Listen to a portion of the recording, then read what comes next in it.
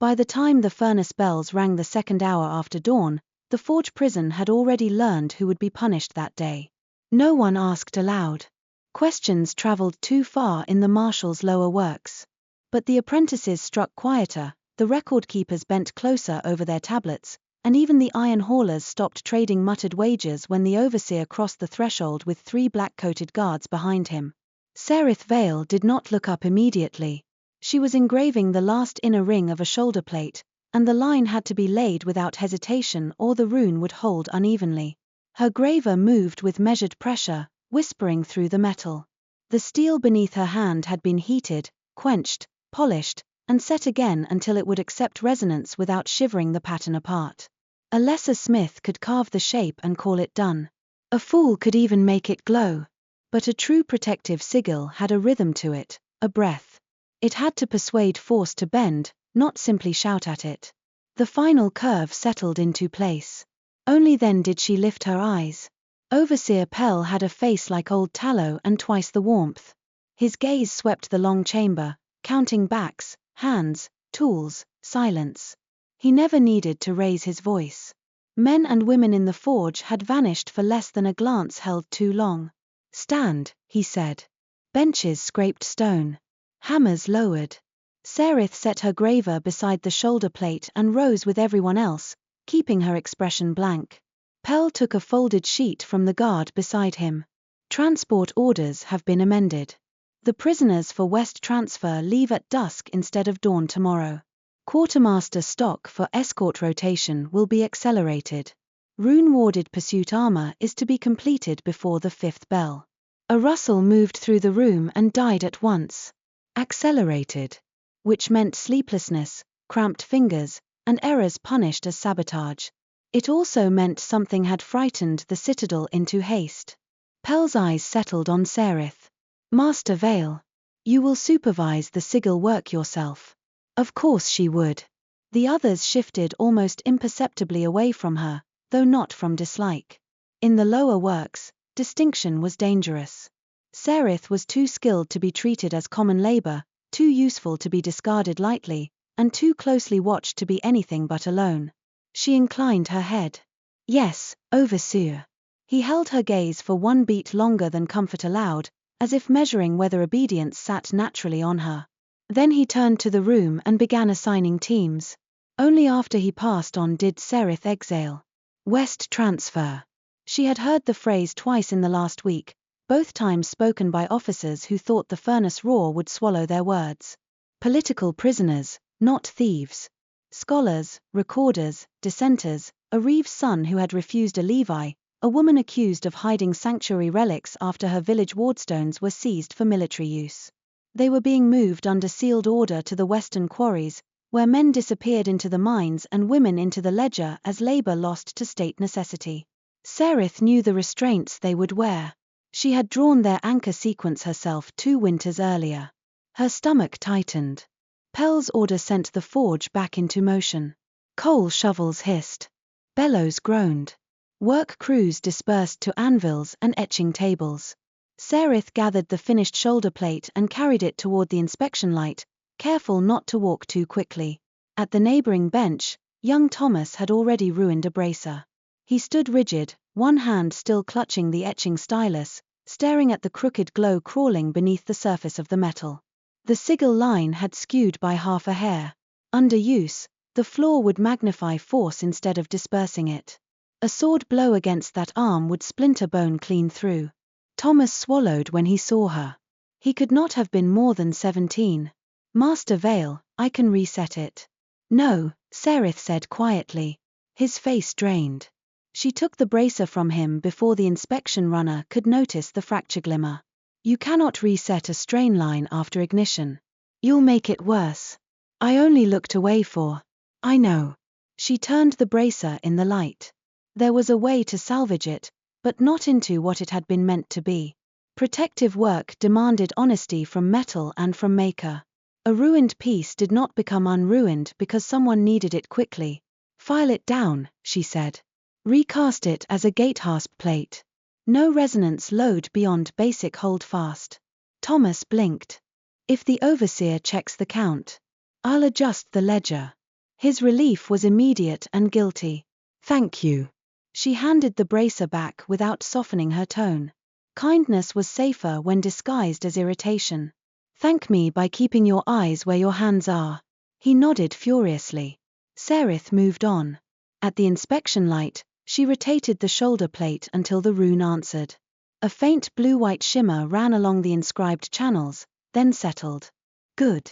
Balanced. Protection against impact, edge slide, and blunt shock, all tuned for a mounted pursuer. Fine work. Deadly work. A runner crossed the upper catwalk above the forge. Another followed. Somewhere beyond the walls, a bell rang once, short, coded, official. Serith lowered the plate and tried not to imagine shackled prisoners being counted like or sacks. She should have let the thought pass. She had survived this long by letting thoughts pass. Instead, it stayed. Near midday, Pell called for the escort specifications. Serith dried her hands, crossed the chamber, and received the sealed list from him with both hands as protocol required. He watched while she broke the wax. 8 cuirasses. 8 pairs of greaves. Reinforced shoulder plates. Pursuit knots at the sternum. Impact diffusion at the spine. Run fast channeling at the calf braces. 1 captain's harness with command link inlay. She read to the bottom of the page. And there, appended in a different hand, was the restraint inventory for the prisoners. 6 chain sets. 4 collar wards. 2 silence clasps. The names were not listed. They never were. But below the final line, small and nearly hidden near the quartermaster seal, was a notation of receiving authority. Transfer witness, T. Holt. The page blurred for an instant. Tavern Holt. She had seen the name once before in her father's notes, tucked inside a copied hymn meter that had made no sense to her at 14 and too much sense by 19. Tavern Holt, keeper of site records at Ilianain. Tavern Holt, consult discreetly. Tavern Holt, if wardstones begin to vanish, trust nothing signed by the Citadel. Her fingers tightened on the page. Problem? Pell asked. Serith forced her hand to loosen. No, Overseer. Then begin. She bowed slightly and carried the order back to her station, feeling every step as if the floor might give way beneath her. Her father had been gone 9 years. Not dead in any way the Citadel would admit, not living in any way that mattered to Hope. He had asked questions at the wrong time, about quarry tallies and shrine inventories and why sanctuary stone, once reserved for flood wards and harvest seals, had begun to disappear into military stockpiles. He had kissed her brow one evening, told her to keep her lines true even when the world around her crooked, and never returned from a summons to the upper halls. For years Serith had lived as if usefulness were a kind of shield. It was not safety, exactly, but it slowed attention. She became indispensable with a graver, careful with a ledger, silent when silence was demanded.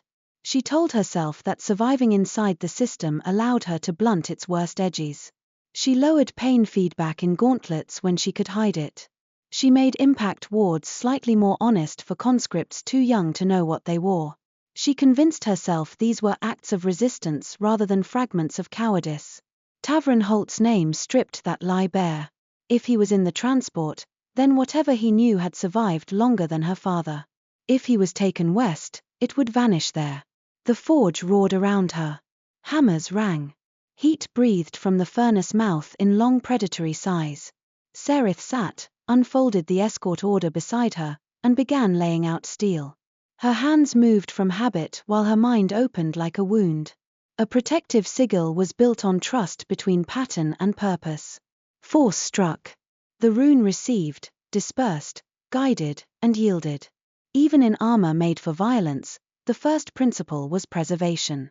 But the Marshal's smiths had not been asked for preservation alone in many years. More and more the orders bore additions, command channels, pain triggers, pursuit enhancements, keyed compliance seals that answered only to officers wearing linked signets. The old craft had not disappeared. It had been dressed in uniform and taught to kneel. She picked up the first breastplate blank and held it beneath the light. The pursuit knot belonged at the sternum. With the proper sequence it would help a rider or foot soldier conserve breath, cut drag, and recover footing over broken ground. Useful. Lawful, in theory. She had made dozens. Sabotage, if done crudely, would be obvious by inspection. A broken channel. A misaligned keystone. A flare where the resonance caught. Pell would see it. So would any journeyman worth the title. But runes did not fail only by breaking. They could fail by truthfully obeying a hidden instruction. Serith set the graver point to steel and hesitated. Across the chamber, Thomas was recasting his ruined bracer exactly as ordered. Good. To her left, old Morrow hunched over hinge plates, too deaf to hear gossip and therefore the safest man in the room. The inspection runner had gone to the upper level with a tally slate. Pell was dictating to the quarter ledger. No one watched her hand. She drew the first anchor line. At a glance, it was the standard pursuit sequence: breath, stride, brace, recover.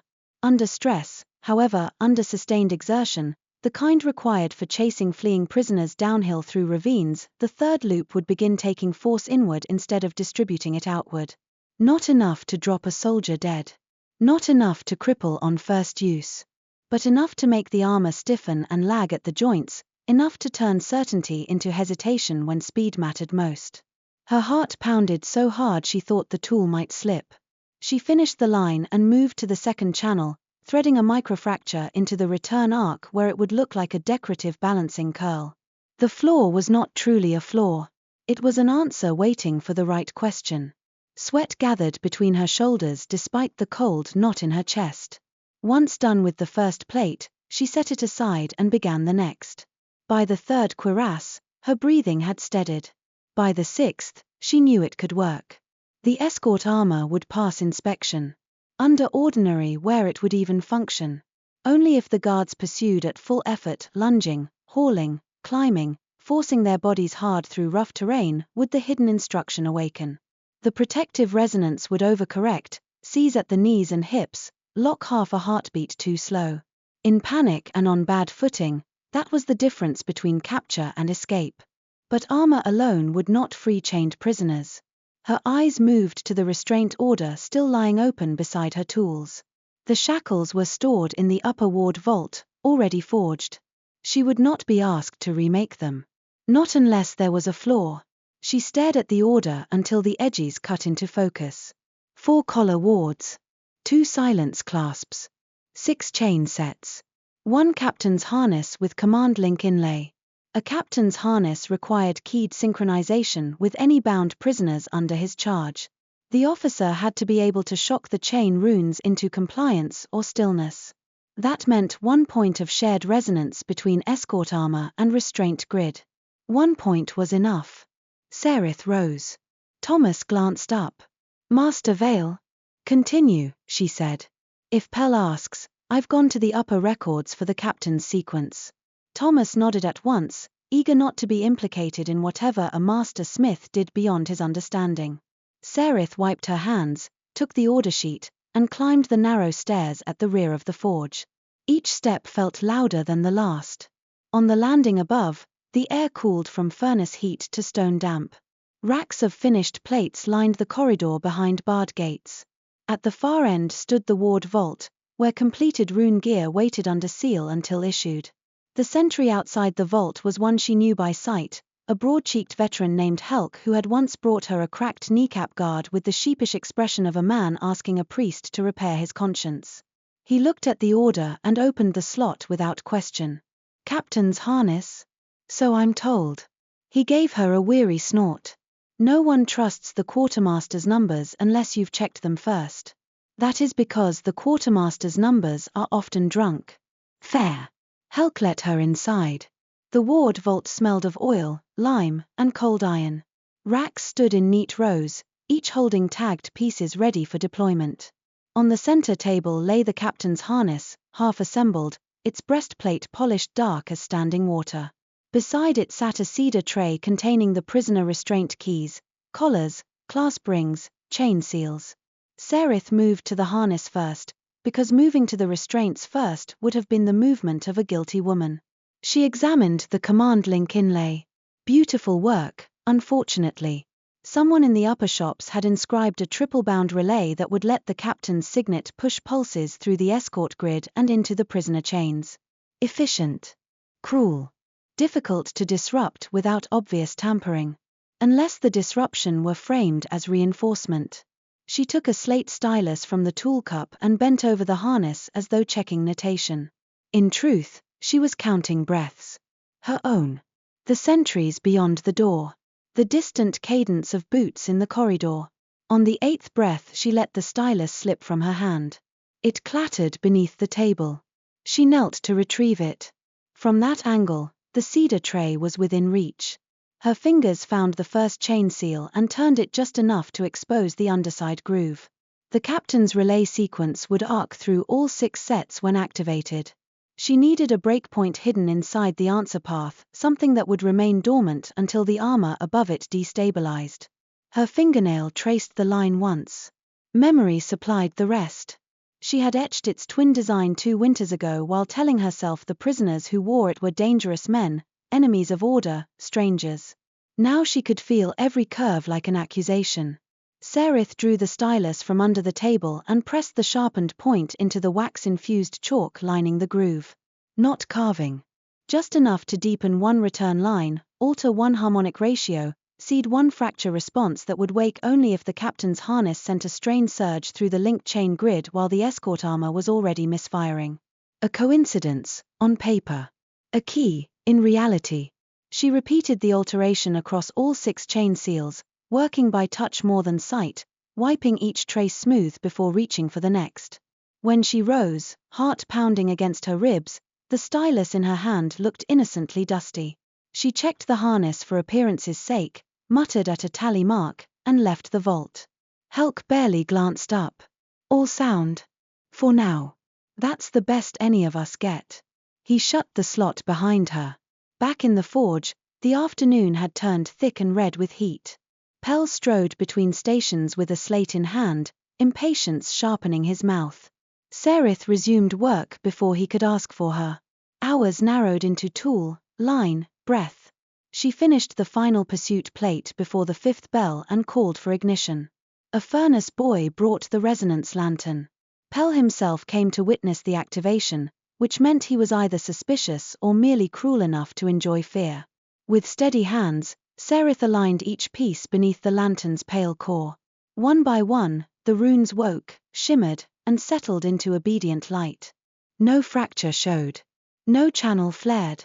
The sabotage lay buried like a second heartbeat. Pell checked the tally against his sheet. Acceptable. High praise from him. He moved away. Serith's knees went weak so suddenly she had to brace one hand on the edge of the table. No one noticed. Or if they did, they pretended not to. Exhaustion was common coin in the forge. Dusk crept against the high windows. Work crews were dismissed in layers. Not Serith. Masters stayed until ledgers matched goods, and today the escort issue had to be sealed and sent above before the transport prepared. She welcomed the extra task. Motion kept thought from splintering. Together with 2 quarter runners, she packed the completed armor into straw-lined crates stamped with the marshal's iron crest. She checked each tag, each piece, each seal. When the captain's harness was lifted from the upper vault and brought down for final assembly, her fingers brushed the command link plate only long enough to fasten the strap buckles. Nothing in her face changed. Outside, bells rang the 6th hour. The transport would muster soon. A runner descended from the upper level with a supplemental ledger tucked under his arm. Master Vale. Signature required for restraint synchronization. She took the slate. 6 chain sets. 4 collar wards. 2 silence clasps. Captain's harness linked and certified by master hand. Her own name was already written in the scribe's careful script, awaiting only her mark. For one absurd moment she nearly laughed. Years of obedience had given them this much confidence, that if Serith Vale's work was on the line would hold. She signed. The runner left with the slate. And suddenly there was nothing more to do. That was the worst of it. During action, fear had shape. In waiting, it became atmosphere. The forge emptied around her. Thomas offered a hesitant goodnight. She dismissed him. Morrow shuffled off with his lunch pail. Pell remained only long enough to lock the resonance cabinet and remind her that the Marshal expected full stock inventories at first bell tomorrow. Of course, she said. When he finally departed, Serith was alone with the cooling metal. She sat at her bench and did not move. The furnace mouths dimmed from white-orange to red. Shadows lengthened along the tool racks. Somewhere overhead, boots crossed stone in disciplined cadence. The transport would be lining up in the lower court now. Prisoners collared. Chains checked. Escort captain receiving his signet band. Guards tightening harness straps and praising the quality of the pursuit armor that would betray them before midnight. Would it be enough? Would the prisoners understand the moment when it came? Would Tavern Holt still be strong enough to run? Had she merely traded one form of cruelty for another, sent frightened men and women into ravines with half a chance and a longer death? Her gaze fell on the scrap drawer beneath her bench. Inside, wrapped in oilcloth under useless cast-offs and bent etching points, lay the only thing she had never dared destroy, a narrow strip of hammered copper, etched on both sides in her father's hand. It held no power by itself. Only notes. Fragments. Meter counts in Old Forge cant, references to Ilianane, corrections to state-approved rune forms that became, when read with the right eye, accusations. She took it out and laid it across her palm. Keep your lines true, even when the world around them crooks. She had heard the sentence as instruction once.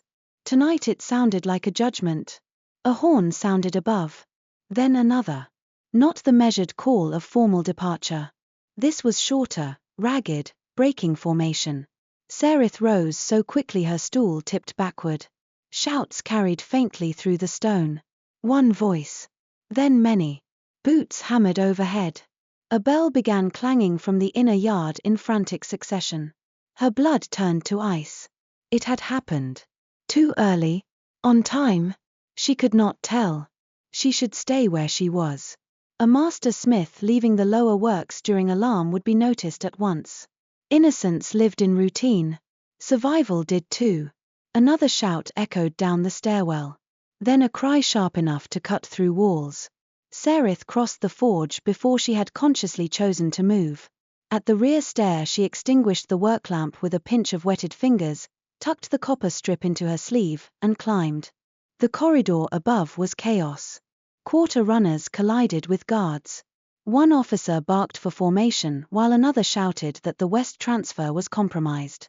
From the open arch at the end of the passage, Serith caught a glimpse of the lower court.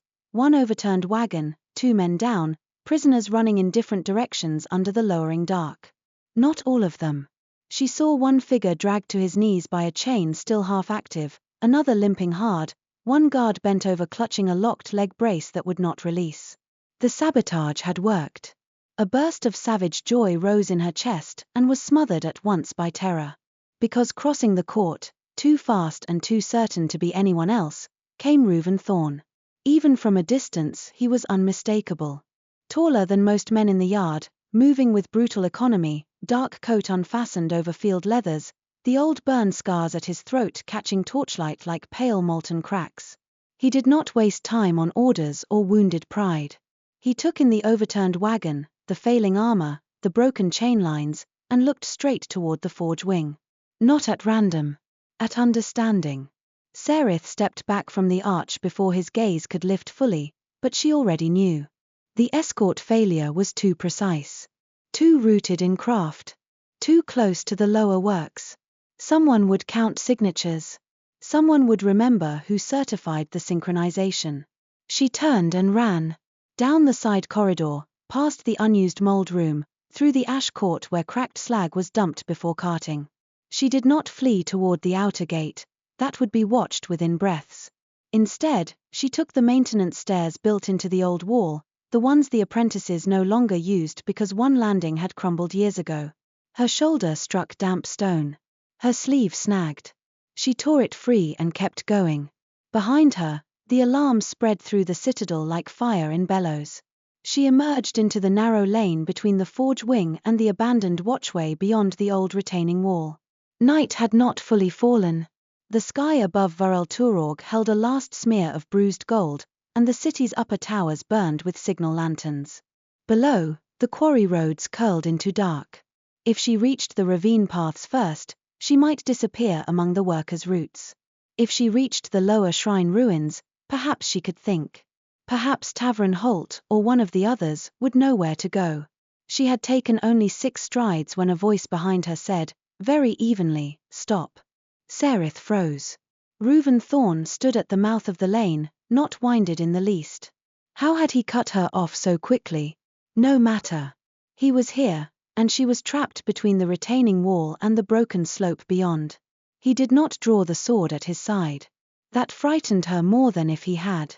Torchlight from the court behind him reached only so far, leaving most of his face in shadow.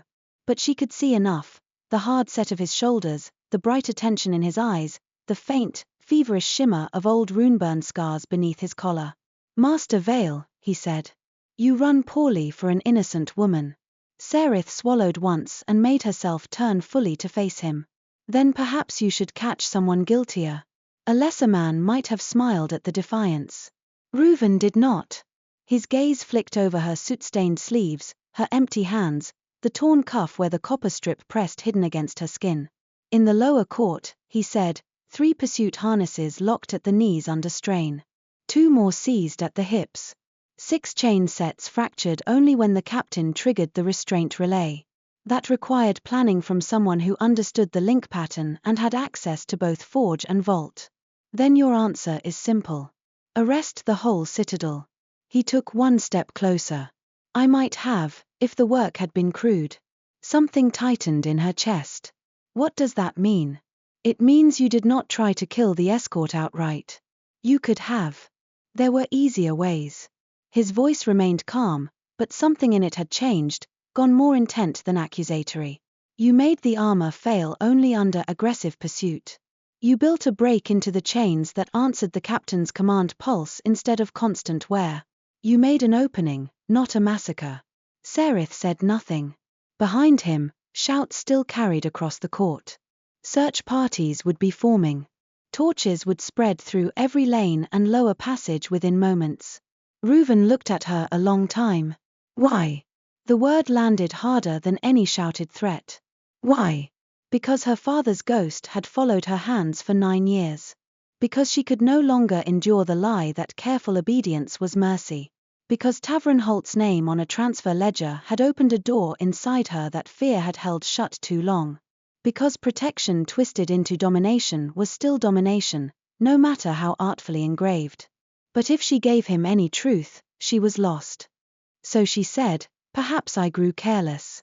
No, he came 1 pace nearer again, and now she could see the strain etched deep around his mouth, as if whatever he had witnessed below had unsettled him more than he wished to show. Careless work leaves noise. This left intent. A horn sounded from the upper battlements. Another answered farther west. The prisoners were out there, running or dying. Ruvan turned his head slightly toward the sound, then back to her. In that brief motion she saw something she had never seen in him before: hesitation. Not uncertainty of skill. Not mercy. Something more dangerous. Thought. "I should take you back now," he said. Serith steadied herself. "Then do it." He did not move. The night wind slipped through the lane, carrying ash, torch smoke, and the iron tang of the city. Somewhere beyond the retaining wall, far down toward the ravines, a chain clanged loose on stone. Ruvan's gaze sharpened. Who was in the transport? She almost lied. Then remembered that he had asked why before he asked who. A tracker's question, but not only that. "You tell me," she said. "I know some of the names. I want to know which one mattered to you." A mistake, perhaps, but she was too tired and too frightened to manufacture a better answer. Tavern Holt. Something flickered in his expression. Recognition, thin and quick. The archivist. So he knew the name too. Seritha's pulse leapt. "If you know that, then you know enough." "Perhaps. Then why am I still standing here?" He looked past her toward the broken watchway descending into shadow. Then back at the court, where the search was gathering force. When he spoke again, his voice had gone low enough that the night seemed to lean closer. Because the truth has begun to show through the cracks, he said, and I need to know how far down it goes. She stared at him. He should have bound her wrists by now, called the guards, taken her name to the marshal and let the rest happen by ritual. Instead he held himself like a man standing at the edge of a bridge he had not expected to find. The horns sounded again. Ruvan stepped aside from the lane mouth. Go, he said. Serith did not move. She thought she had misheard him. His jaw tightened. Do not waste the moment you made. Why? That, he said, depends on whether you're willing to answer questions somewhere the marshal cannot hear them. Boots thundered in the court beyond. Ruvan met her eyes, and for the first time since she had known his name, he looked less like the citadel's hound than a man choosing, at cost, to unclasp his own leash. Help me expose what was stolen, he said, and when this is over, I will see you vanish so thoroughly no chain in Turorg will ever find you again. The lane seemed to tilt beneath her feet. Behind him lay the only life she had ever survived. Before her, darkness, fugitives, and the most dangerous man in the marshal's service offering betrayal with the steadiness of a vow. Serith drew one breath, then another, and stepped into the night. Serith did not trust him until the third time he could have handed her over and chose not to. The first had been in the lane behind the forge, when he stepped aside and let her pass into the dark. The second came less than 1 hour later, when they reached the quarry descent and found 2 mounted guards sweeping the lower path with lanterns. Ruvan caught Serith by the wrist and pulled her flat behind a fallen stone lintel before she could break and run. He could have raised one hand, called out, and ended the matter with a single word. Instead he pressed her down into the shale shadow with more care than force, his palm warm through the soot-stiff fabric at her sleeve, and waited without breathing until the horses moved on. The third came at dawn. By then Serith had decided that if he meant to betray her, he was either patient to the point of absurdity or honest in some fashion she did not yet understand. They spent the night following the ravine roads west of Turorg, where old quarry cuts split the land into shelves of black stone and thorn scrub. The city remained visible behind them for hours, a crown of embers on the ridge, signal lanterns blinking along the wall roads as search parties fanned into the outer districts. They did not travel by the obvious routes. Ruvan moved through the terrain with an unnerving certainty, reading ground, wind, broken grasses, and the faint aftertaste of activated runework as if the night itself were leaving him instructions. Serith stumbled twice in the dark and hated herself both times. On the second stumble, her boot slid off a shale lip and sent her half to one knee. Pain flashed through her ankle. Before she could wrench free, Ruvan had already caught her under the elbow. Quiet, he murmured. I am being quiet.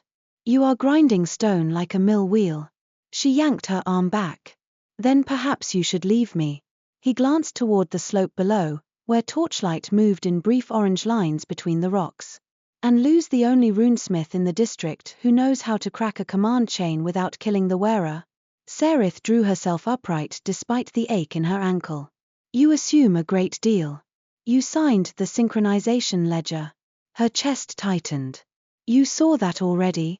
I counted too many things tonight not to count that.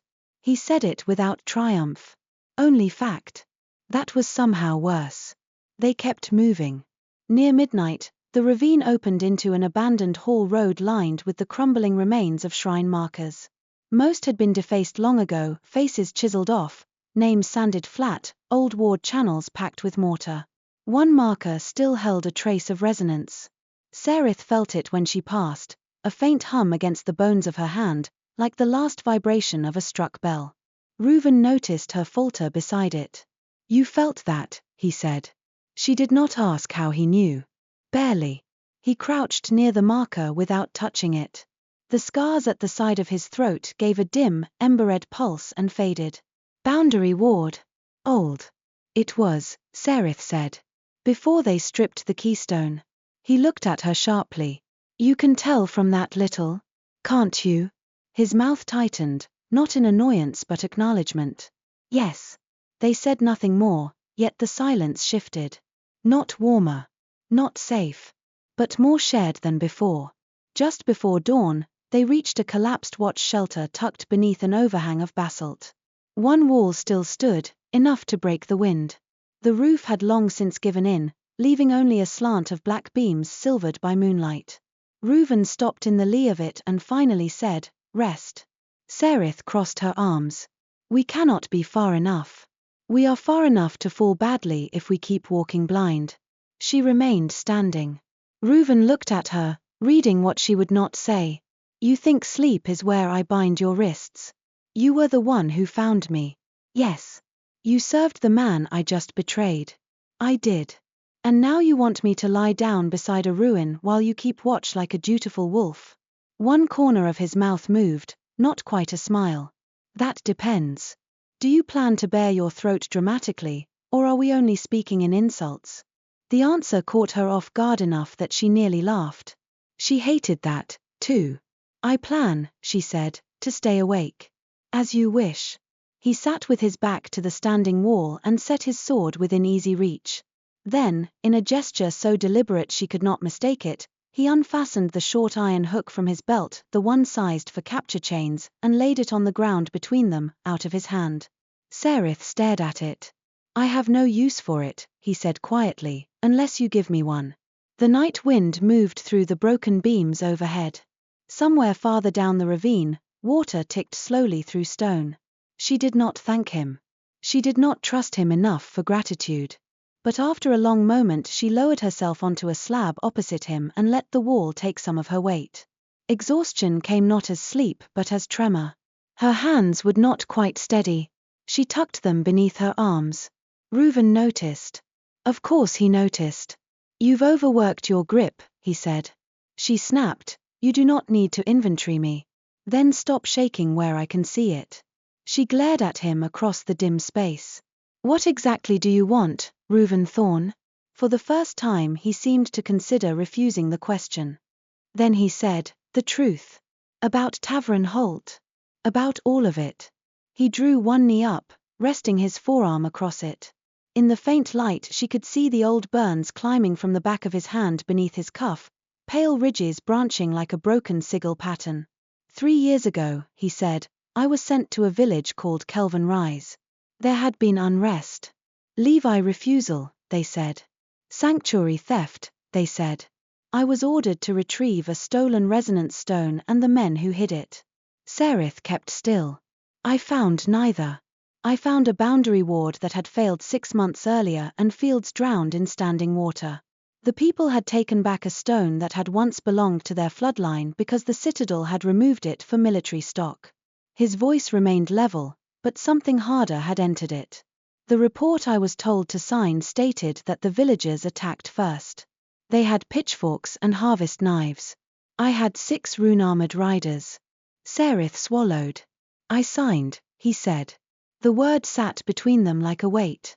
"Why tell me this?" she asked. "Because if you are deciding whether to trust me, you should do it with the full measure of what I have been." The answer unsettled her more than a plea would have. She stared at his face, at the iron control in it, and wondered how many similar ghosts he carried behind that discipline. The tyrant's best tracker. The marshal's blade.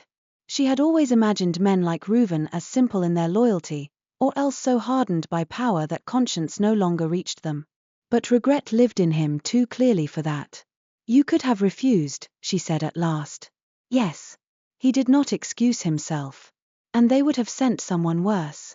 "That is a coward's answer." "It is." His gaze met hers without flinching. "I did not say otherwise."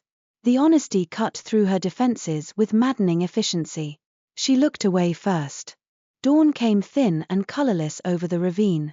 Serith must have drifted after all, because when she opened her eyes the shadows had shifted and Ruvan was no longer sitting where he had been. She surged upright before she could stop herself. He was kneeling 10 paces away near the edge of the overhang, one hand braced against the earth. The scars along his neck and jaw were lit from beneath, not bright but pulsing, as if embers had been banked under his skin. His shoulders were rigid. Breath came through his teeth in measured, punishing intervals. For a moment, Serith only watched, frozen by the shock of seeing the marshal's hound brought low by something invisible. Then she was on her feet. What happened? Ruvan did not turn. "Stay back." It was not the command of a superior. It was the warning of a man already fighting one battle too many. She came closer anyway, careful this time. Up near, she saw the truth of it. The burn scars were not old in the way ordinary scars were old. The skin around them had a glassed look, as if runefire had once melted through flesh and nerve together. Every few breaths the patterns tensed under his skin in a linked shimmer, then went dark. "Is someone using the command lattice?" she asked. A short sound escaped him, almost a laugh and with no humor in it. "You know what it is. I know enough to be frightened. So am I." The admission startled her into silence. Ruvan bowed his head once, hard, as if forcing the pain into order. "There are beacon relays along the western ridge. When the Citadel wants trackers to widen or narrow search range, the command runes answer." Another pulse traveled through him, and his fingers dug into the dirt. "Most days it is only pressure. Direction. This morning," he stopped. "This morning they know you turned," Serith said softly. His jaw tightened. "Perhaps." She crouched beside him despite every instinct warning her that proximity to a rune-bound warrior in pain was not safety. "Let me see."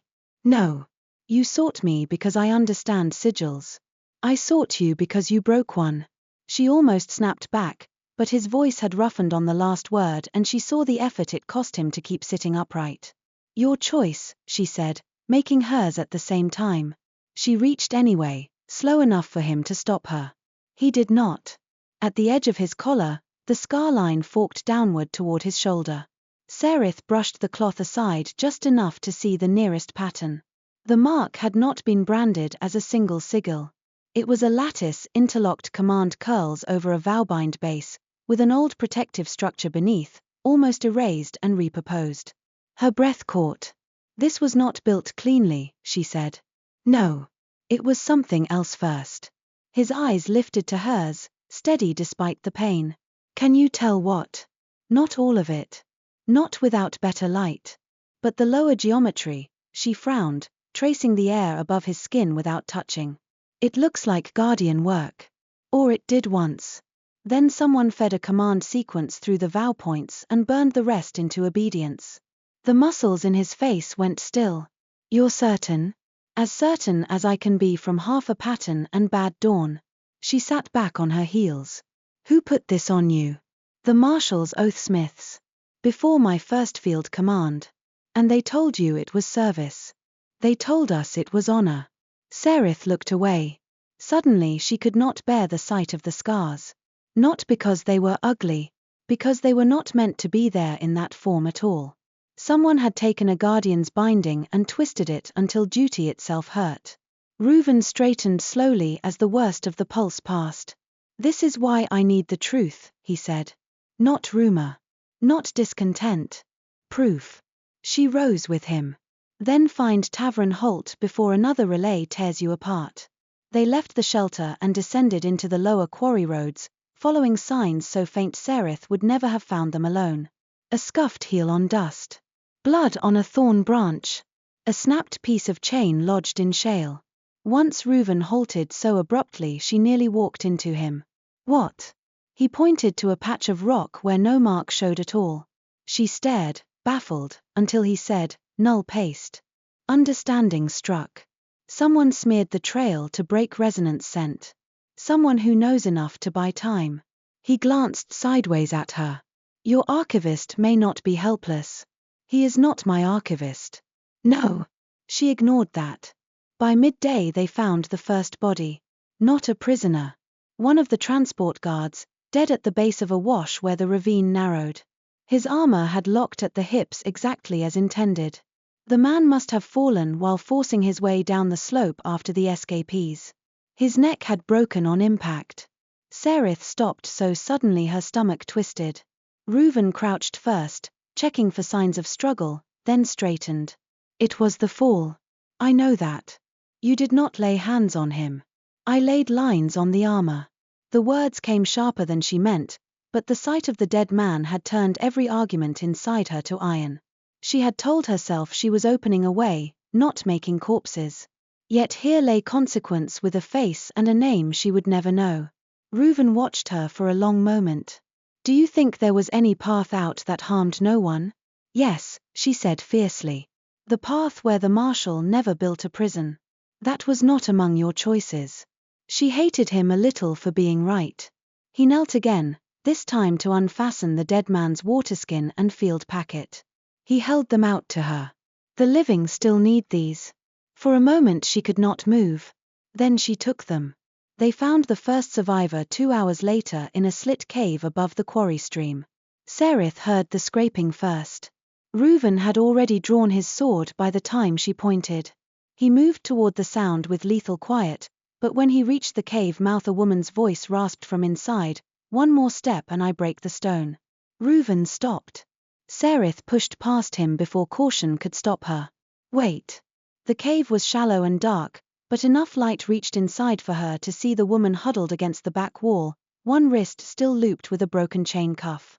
Her face was gaunt, hair hacked short as if prison lice had been dealt with by blade rather than patience. In her free hand she gripped a fist-sized resonance shard, not enough to ward a house, but enough to burst disastrously if struck wrong. "Who are you?" the woman demanded. "Serith Vale." Recognition did not soften the woman's expression. It sharpened it into fury. "The smith." Serith accepted that blow without flinching. "Yes." The woman's eyes slid to Ruvan in the entrance. Fear warred with hate. "And the tracker." "Wonderful. Shall I thank both my jailers before I die?" "We're not taking you back," Serith said. "No. Then why is he still wearing that face?" Ruvan remained where he was, just outside lunging distance. "Because it is my face." The woman blinked, clearly wrong-footed by the answer. Serith almost was too. "I need the shard lowered," Ruvan said, his tone matter-of-fact. "Not for my sake. If it cracks in your hand, it will burn the tendons first." The woman's fingers tightened around it anyway. "Say your name." He did. "Ruvan Thorne." Hatred flashed open. "I knew it. Then kill me here and save the road." Serith stepped farther into the cave before he could answer. "Listen to me." The escort failed.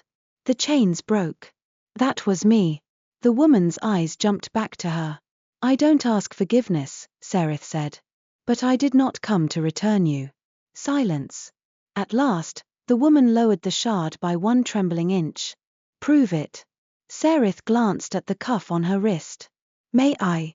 The woman hesitated, then thrust her arm forward with violent mistrust. The broken chain loop had sheared crookedly where the captain's relay backlash had fractured the resonance channel, but one inner lock still held. Serith crouched, studying the groove. This was her work in the most shameful sense, not this exact cuff, perhaps, but the pattern family, the coercive geometry, the efficient indignity of it. Her throat burned. "Do you have a pick?" she asked without looking back. Ruvan removed a narrow awl from his belt and offered it handle first. Serith took it. Their fingers brushed, brief and accidental. His hand was warm despite the morning's pain. She bent to the cuff and worked the awl into the inner seam. "This will hurt." The woman gave a low, humorless laugh. "I'm acquainted." Serith adjusted the pressure point and slid the tool along the hidden return line. "When it gives, pull away sharply." A breath. A second. Then the lock snapped open. The woman jerked back, clutching her freed wrist to her chest with an expression Serith could not bear to name. Relief felt too small. Grief felt too private. Perhaps it was only the shock of having one's own body returned. "What is your name?" Serith asked softly. "Lyra Sen." "Can you walk?" "I can limp and complain." "That is enough." Lyra's gaze moved between them again. "Why is he helping?" Ruvan answered before Serith could. "Because I have helped the wrong side too long." The bluntness of it left no room for comfort. Lyra studied him with fierce suspicion, then finally set the resonance shard on the cave floor. They made a slow party of 3 by necessity. Lyra's ankle was swollen, Serith's was not much better, and Ruvan was forced to reduce speed to keep both women steady on the broken descent. He never touched either of them unless asked or unless the terrain made falling inevitable. Even then he did so with a care that was difficult to reconcile with the reputation that clung to his name. By late afternoon clouds had gathered above the western ridge. The air smelled of rain and old dust. Ruvan led them off the quarry roads onto a narrow smuggler track that wound through scrub juniper and low stone gullies. At the bottom of one gully stood a hut built half into the earth, roofed with sod and patched tin. No smoke rose from it. No animals ranged nearby. It looked deserted. "Either this is shelter," Serith said, "or you mean to murder us somewhere unromantic." Lyra barked out a laugh before she could stop herself. Ruvan gave Serith a look she was beginning to understand as the closest he came to amusement. "If I meant to kill you, I would choose better scenery." He knocked twice on the low door, once on the frame, and stepped back. "Nothing." Then a female voice from inside said, "If your tax men die choking."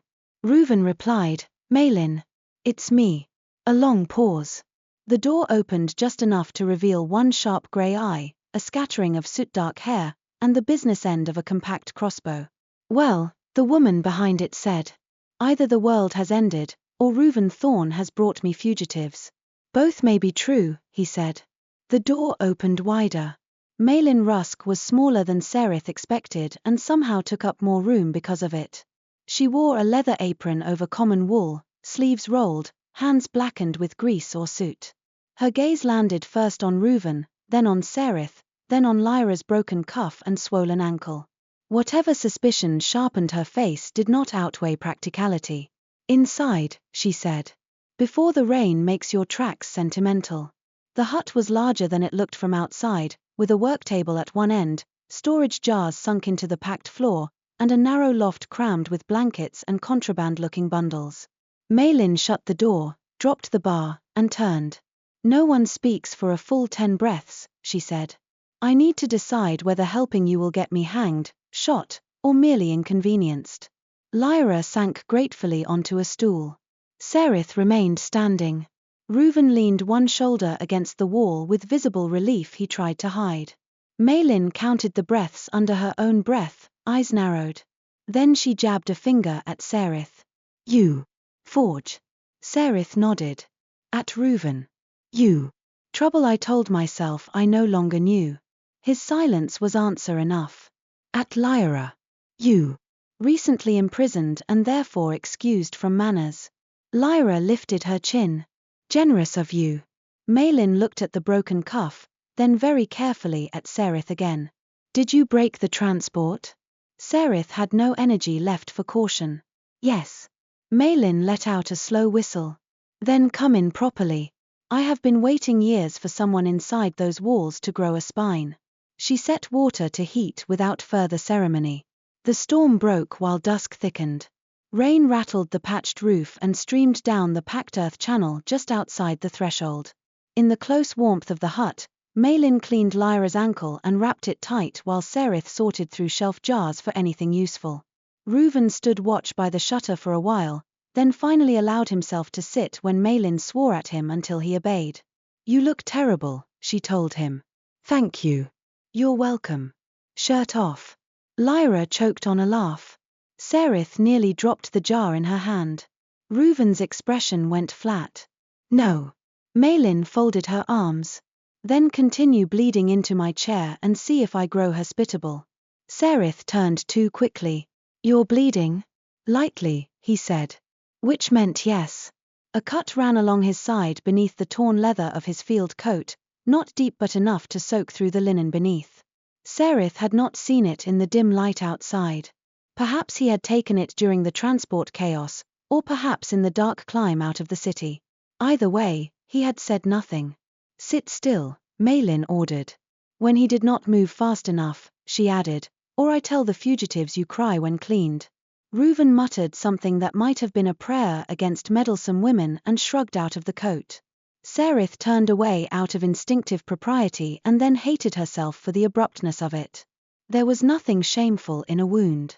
Still, the brief glimpse she had caught before turning remained with her, the hard line of his shoulders, the old burn scars crossing rib and flank in uneven branches, the fresh slice of blood bright against them. Clean romance, she reminded herself grimly, though the thought made no sense in the privacy of her own head. She set the jar down with more force than necessary and busied herself with the kettle. Behind her Malin clicked her tongue. "You truly are held together by irritation. It has served me well." Lift your arm. A hiss of pain followed. Before Serith could decide whether turning back would be rude or practical, Ruvan said, Serith. She looked. He held out his hand without looking at her, palm up. Needle. She crossed the room and placed the curved needle from Malin's kit into his palm. His fingers closed around it, then paused. Not for me, he said. She followed his gaze. Lyra sat rigid on the stool, both hands fisted in her lap while Malin unwound the filthy bandage from her ankle. The joint had swelled badly. Walking on it much longer would be dangerous. Lyra was trying not to show pain and failing. Serith knelt before her. I need to see the old prison marks on your wrist too. Lyra blinked. Why? Because the cuff pattern may still be echoing through the nerves. If it is, the pain will spread up the arm before dawn. You can tell that. Yes. Lyra studied her face, perhaps looking for arrogance and not finding it. At last she offered her arm. Serith worked gently, lifting the bruised skin around the restraint mark and checking the pulse points where coercive runes tended to linger. Her hands were steadier now that they were doing something useful. Lyra flinched only once. Serith murmured a warning before each touch after that, and the woman's shoulders slowly began to unclench.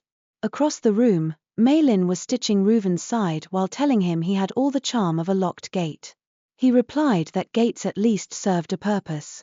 Lyra made a strangled sound that became, despite herself, a smile. The hut felt strange then. Not safe exactly, but briefly less hunted. Later, with rain still drumming overhead, Malin set bowls of lentil broth before them and demanded explanations in exchange for shelter. Serith gave only what was necessary at first. The sabotaged armor. The broken chain relay. Tavern Holt's name on the transport order. Ruvan's refusal to take her back. Malin listened without interrupting, which somehow made her attention more severe. When Serith finished, Malin leaned back on her stool. And now? Now we find Tavern before the citadel does, Serith said. And then? Serith opened her mouth and found she had no answer beyond the next task. Ruvan supplied one. Then we prove the Marshal's warcraft is built on stolen sanctuary magic. The room went still except for the rain. Malin's eyes narrowed. That is not a sentence one says casually. I'm not saying it casually. Lyra stared between them. You have proof. Not yet, Serith said. Only fragments. Then you have hope, Malin muttered. Which is more dangerous? She pushed away from the table and went to a shelf hidden behind hanging cloth. From it she drew a rolled map, water-spotted and patched at the corners. She spread it on the table between the bowls. If your archivist escaped west, she said, tapping the ravine lines with one blunt nail, he either went for the quarry blind, which means he is dead, or he aimed for someone who still remembers how to hide people properly. Her finger moved farther out, to a mark almost worn away. There's an old relay house near the split ridge. Half collapsed. Smugglers used it before the patrol routes changed.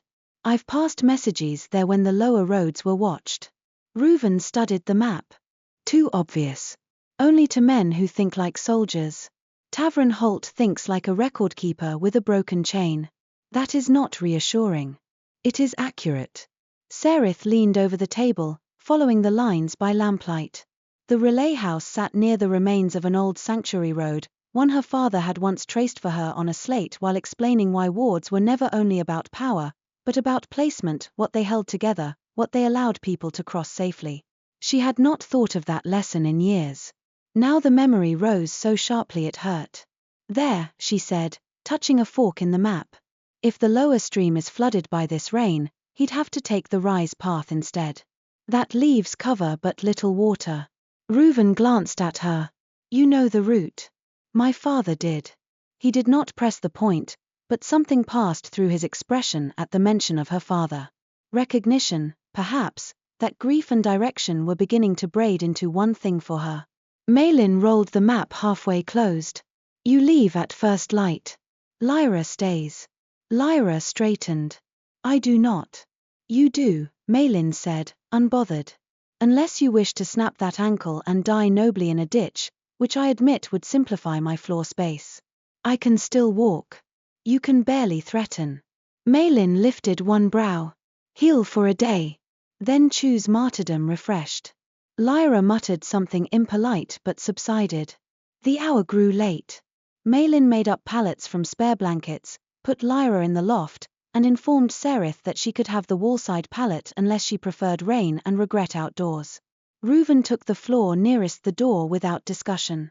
When the lamp was lowered and the hut dimmed to ember glow, Serith discovered she was too tired to sleep. The storm had softened to a steady hush.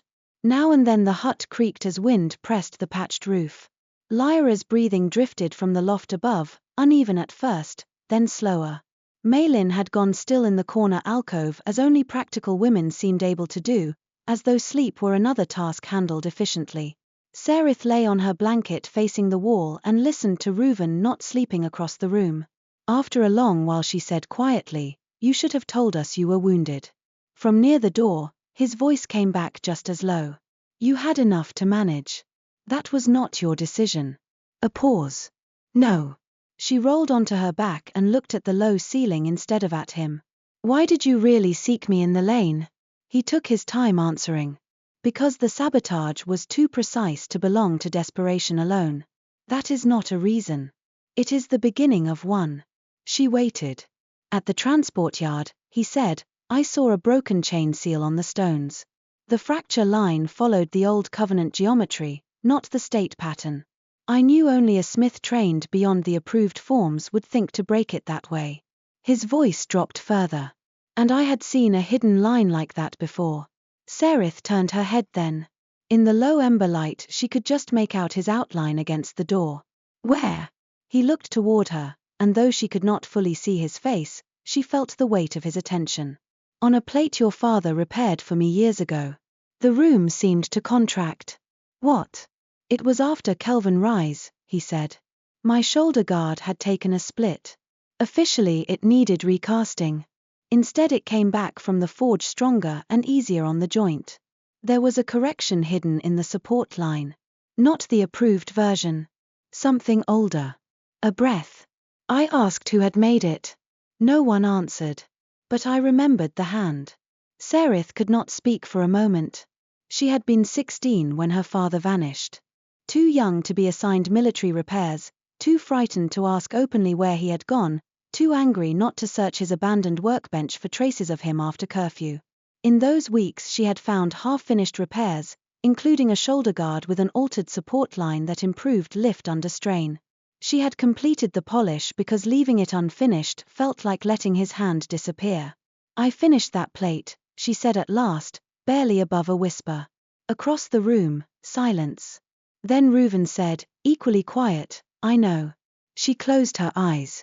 All this time, some small piece of her father's hidden honesty had gone out into the world on a soldier's shoulder, carried by the very man she should have every reason to hate. The strangeness of it made her chest ache. "Why didn't you report it?" she asked. "Because it worked." His answer came without hesitation. "And because I was tired of being told that anything kinder than necessary was weakness." Serith let that settle. Rain whispered down the walls outside. The embers shifted red and gold in the dark. After a long while Ruvan said, "You asked why I sought you. Now I'll ask again. Why Tavern Holt?" She could have withheld it. She almost did. But the hut, the storm, the shared weariness, and the old repaired shoulder plate had thinned something between them that suspicion alone could not fully restore. "My father knew his name," she said. "Or thought he might need to. He left notes. Hidden ones. About sanctuary stone being pulled from old wards and moved into military stock. About official rune forms changing in ways that were wrong." "Orwen Vale," Ruvan said. She stilled. "You knew my father's name." "I knew he asked dangerous questions." "Did you know what became of him?" "No." A pause. "I was told he had been dismissed from service. I did not believe it, but I had no proof otherwise." Dismissed. Such a clean word for erasure. Serith folded one hand over the other on her chest to stop their trembling. "Then we are both chasing dead men and damaged runes." "Not only that." She turned her head slightly. "No." In the dimness, Ruvan shifted, a soft scrape of cloth against floorboards. "No. The word held more than he said with it. Not a confession. Not yet. But something steadier and more dangerous than comfort. Recognition, perhaps. Or the beginning of wanting. Serith lay awake long after the hut had quieted again. At first light they left Malin's shelter under a washed-clean sky. Lyra, propped on the loft ladder like an indignant queen, demanded a knife before they departed. Malin gave her two and a lecture on not reopening her own stitches out of boredom. Ruvan checked the weather, the ground, and the line of the ridge. Serith packed dried bread, thread, a small awl, and the copper strip from her father's notes. When they stepped outside, the world smelled newly cut, wet stone, juniper, distant thaw water. The storm had hidden yesterday's tracks and made today's choices sharper. Malin stood in the doorway with arms folded. "Bring me back something useful," she said. "A witness, a map, a stolen confession. I am not fussy." "We'll try," Serith said. Malin's gaze flicked between her and Ruvan. "And don't die before you decide whether you dislike each other romantically or only on principle. I have wagers I could lay." Serith nearly choked. Ruvan, to his credit, looked startled enough to seem almost human. "That," Serith said with dignity, "is not your concern. Everything interesting becomes my concern eventually." Ruvan muttered, "You see why smugglers go half-mad." Malin grinned and shut the door in their faces. They climbed toward Split Ridge in companionable irritation, which was somehow easier than silence. By midday, the path narrowed and the old relay ruins came into view, a squat tower half swallowed by hillside and scrub, its upper story collapsed inward, leaving only jagged stone and one surviving arch. As they approached, Ruvan slowed and raised one hand.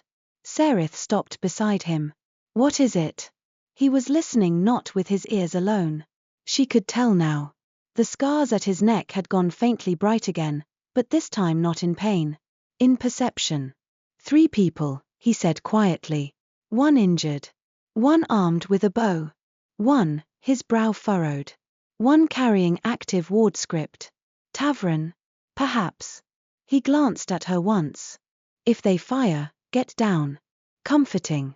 They moved into the shadow of the broken arch. A voice from inside called, thin but unmistakably educated despite exhaustion, "Who approaches?" Seritha's heart lurched. She stepped forward before fear could arrange a better tactic. "Serith Vale." Silence answered her at first. Then, from the dark within the ruin, "Orwen's daughter?" Her throat tightened. "Yes." A man emerged slowly from the shadow, gaunter than memory had prepared her for though she had never met him, with a week's beard on a scholar's face and one arm bound in a blood-stiff sling. Beside him came a boy no older than 14 with a bow drawn to half-tension. Behind them, seated against the inner wall with a cloth wrapped around her shoulder, was an older woman Serith did not know. The man looked from Serith to Ruvan and went pale with fury. "You," he said to Ruvan. "I would sooner trust a flood." The bowstring tightened in the boy's hand. Ruvan did not reach for his sword. That would be reasonable. Tavern Holt blinked, as if wrong-footed by honesty for the second time in as many days. Serith stepped into the breach before either man could make things worse. "The transport failed because I broke it. He did not take me back. We came to find you before the marshal's riders do." Tavern's gaze snapped to her. "You broke it?" "Yes." He searched her face, saw whatever he needed there, and lowered his chin once. "Not belief. Not yet. But possibility." Then his eyes fell to the copper strip half visible where it had worked loose near Seritha's sleeve. His breath caught. "Where did you get that?" Serith pulled it free with numb fingers. "It was my father's." Tavern stared as though seeing a ghost hammered into metal. "No," he whispered. "It was his key." Ruvan's attention sharpened. "Key to what?" Tavern looked between them, torn between urgency and mistrust. At last he said, "To the place your marshal built his throne upon." Wind moved through the broken relay arch, carrying the chill of higher ground. Serith felt the moment turn, widening beneath her feet. They had found Tavern Holt. And with him, the truth had begun to take shape. Tavern Holt did not invite them inside so much as permit them not to be expelled. The relay ruin smelled of wet stone, old ash, and the medicinal bitterness of boiled bark. Someone had tried to make it livable in haste. A patched blanket hung across the broken north wall to keep out the wind. A clay pot simmered on a brazier assembled from fallen bricks. The older woman against the inner wall held herself with the rigid stillness of someone determined not to groan in front of strangers, though the bandage across her shoulder was stained through in 3 places. The boy with the bow never lowered it fully. Tavern took the copper strip from Serith only after she offered it flat across both palms. His good hand trembled once as he turned it toward the light that slanted through the cracked arch. "I have not seen this piece in 10 years, he said. Serith watched his expression, the way memory and grief and calculation crossed it all at once. "Then you knew him well." Tavern exhaled through his nose. "Well enough to argue with him twice a week and trust him with matters that could have gotten us both killed." The answer struck deeper than she had expected.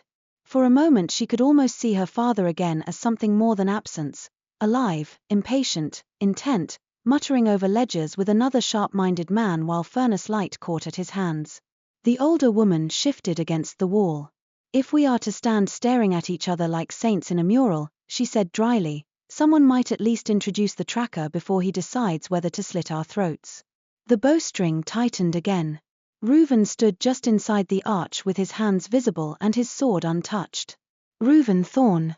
That caused a visible flinch in the room, not from ignorance but recognition. The older woman's mouth thinned.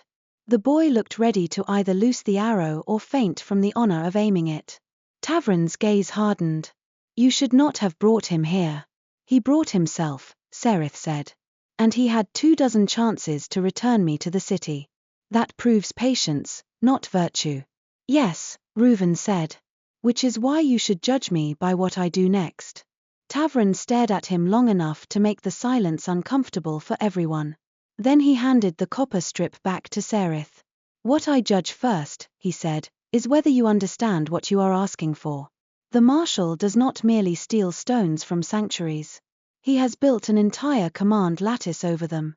The Citadel's armor, the prison collars, the rider beacons, the Levi seals, the tribunal rods, none of them are separate systems. They answer to the same corrupted spine." Ruvan's attention sharpened with that particular stillness Serith had begun to recognize as dangerous. "And the spine begins where?" Tavern pointed to the copper strip. "That is what Orwen died trying to map." The words landed like a dropped hammer. Serith did not realize she had stopped breathing until her lungs burned. Tavern's face changed at once, some of his severity giving way to chagrin. "He never told you." "No one told me anything," Serith said. The boy lowered his bow by an inch, startled perhaps by the rawness in her voice. Tavern took a careful step closer. "Serith, how do you know?" she demanded, too tightly. "Who saw it? Who signed it? Was he in the mines, the cells, the upper gallows? Don't tell me what he died trying to do unless you can tell me how." The older woman looked away. Even the brazier seemed suddenly too loud, the coals ticking in their bed. Tavern's reply came quieter. "I don't know the final place. Only the chain that led him there.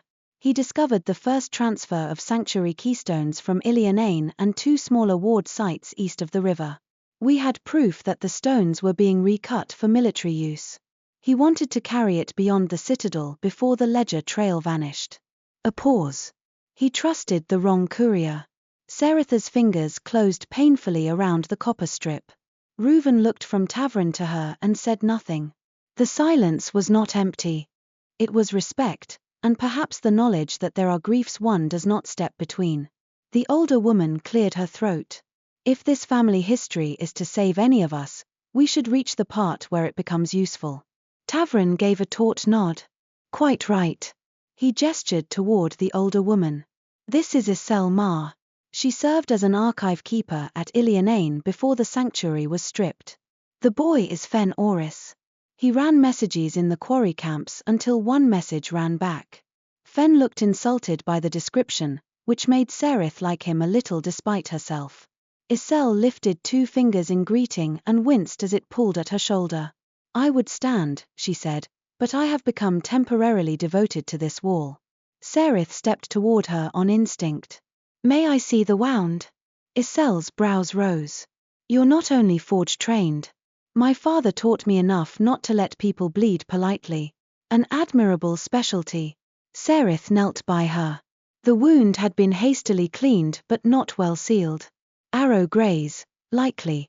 Deep enough to matter, shallow enough to heal if fever did not set in first. Serith asked for hot water and clean cloth. Tavern moved to fetch both without protest, perhaps relieved to let action replace revelation for a moment. While Serith worked, Ruvan and Tavern crouched by the brazier over a rough-sketched map scratched into a broken slate tile. Fen hovered near them, bow still in hand, listening with the rigid seriousness of the newly useful. The command lattice centers in Varel Turorg, Tavern said, marking a circle with a piece of char, but its resonance source is not wholly there. The citadel feeds off distributed anchors, keystones cut from old sanctuary wards and set into relay housings, barracks foundations, prison vaults, road beacons. Ruvan's finger touched 3 marks west of the city. These beacons are what drove the pain pulse yesterday. Yes. Local relays. The deeper structure is older. Older how? Isel answered without opening her eyes. Sanctuaries were never built as isolated shrines. They were knotted into the land. Water paths, winter lines, burial grounds, crossing roads. A ward meant to protect one village often shared resonance with the next valley's flood seal or refuge hall. The strength came from relation, not hoarding. Serith tied off the fresh bandage and sat back on her heels. And the marshal severed those relations. He cannibalized them, Isel said. Turned network into hierarchy. Ruvan took that in with a grim, controlled expression. If the command systems all answer the same spine, can the whole structure be exposed? Exposed, perhaps, Tavern said. Broken cleanly? Unlikely. Not without bringing half the city gates down and perhaps the armory with them. Serith crossed the room and joined them at the slate. Then we don't break it cleanly. We make it reveal itself. 3 faces turned toward her. She touched the central mark Tavern had made over Varel Turorg. The marshal's power depends on appearances as much as force. His armor must look invincible. His ward banners must shine. His prisoner chains must seem lawful rather than stolen. If the lattice is all one corruption wearing many masks, then the best blow is not hidden damage. It's visible contradiction. Tavern's eyes narrowed, thinking. You mean to force the false lines to flare? Or fracture where everyone can see? Not enough to collapse the city. Enough to show the underlying pattern is wrong. Fen, who had been silent until then, blurted, could it happen during Iron Accord? Everyone turned. The boy flushed but did not retreat. The festival, he said. They parade the armor in the upper square. My cousin used to work banner pulleys there. They light all the ward plates together so folk can gasp and think the marshal keeps winter itself in a cage. Ruvan looked at him with something like respect. That would put the maximum number of linked systems on public display. It would also put the maximum number of guards between us and survival, Tavern said. Yes, Serith said. Later. Tavern made a disapproving sound, which she chose to ignore. The hours that followed did not feel like hiding. They felt like the beginning of work. Tavern had carried more from the prison than Serith would have thought possible, not documents exactly, but pieces of memory arranged with archival discipline. Names of stripped sanctuaries. Dates of quarry transfers. The order in which the prison collars had changed design. Which oathsmiths disappeared after particular trials. Which captains were promoted after especially brutal Levi seasons. Alone, none of it proved enough. Together, it formed shape. Ruvan added the part no scholar could have gathered. Patrol cycles. Relay response times. Where rider beacons were positioned. Which barracks foundations had been rebuilt over older stone. Which guard captains wore keyed signets and which only borrowed authority from a higher chain. Every statement he gave seemed to cost him something, not because he was inventing, but because each practical detail was a thread binding him more openly to treason. Serith contributed what she knew of the forge, how command link inlays were paired to prison restraints, which resonance alloys had become common only in the last 8 years, how state-approved defensive sigils had shifted away from older covenant forms and into dominance loops hidden under decorative linework. Tavern listened with the fascinated horror of a man watching a language he loved used to write blasphemy. By dusk, a different map covered the slate tile. Not of roads. Of theft. When Serith finally leaned back from it, her spine ached and her eyes felt grainy from concentration. Still, the sight before her made weariness feel almost irrelevant. There it was. The broad story, at least. The marshal had not risen through brute force alone. He had starved village wards, stripped sanctuaries, and poured the stolen resonance into military systems while claiming greater threats required greater sacrifices. Then he had made the resulting instability seem proof that only his rule could hold the region together. People must have known, Fen muttered, staring at the web of marks. People often know something is wrong, Isel said. That is not the same as knowing how wrong, or how it was done, or what can be risked against it. Ruvan's gaze remained fixed on the map. I knew enough to doubt. I told myself doubt without proof was restraint. Tavern did not soften his answer. Doubt without action is merely tidier obedience. Serith flinched on his behalf before she could stop herself. Ruvan accepted the blow as if he had been waiting for it. Yes. That should have been the end of it. Instead Fen said, with the cruel clarity of the young, then why are you here now? The room went very still. Ruvan looked at the boy, then at the slate, then finally at Serith. Because I saw what honest sabotage looks like, he said. And because for the first time I understood that the cruelty I had spent years calling necessary was built, line by line, by people who expected no one to recognize the theft once it was dressed as order. He paused. And because I was tired of mistaking endurance for honor. No one answered at once. Serith lowered her eyes, pretending interest in the slate so no one would see the strange tightness in her throat. There was no grandeur in what he had said. Only a plainness that made it harder to dismiss. When the cold deepened and the brazier had to be fed again, Tavern finally looked up from the map and said, there is one place we must go before we plan any public unraveling. Serith knew before he named it. Ilianain, she said. Tavern nodded. The old sanctuary lay half-buried in the eastern folds beyond Split Ridge, too ruined for patrol occupation and too dangerous in legend for most villagers to trespass.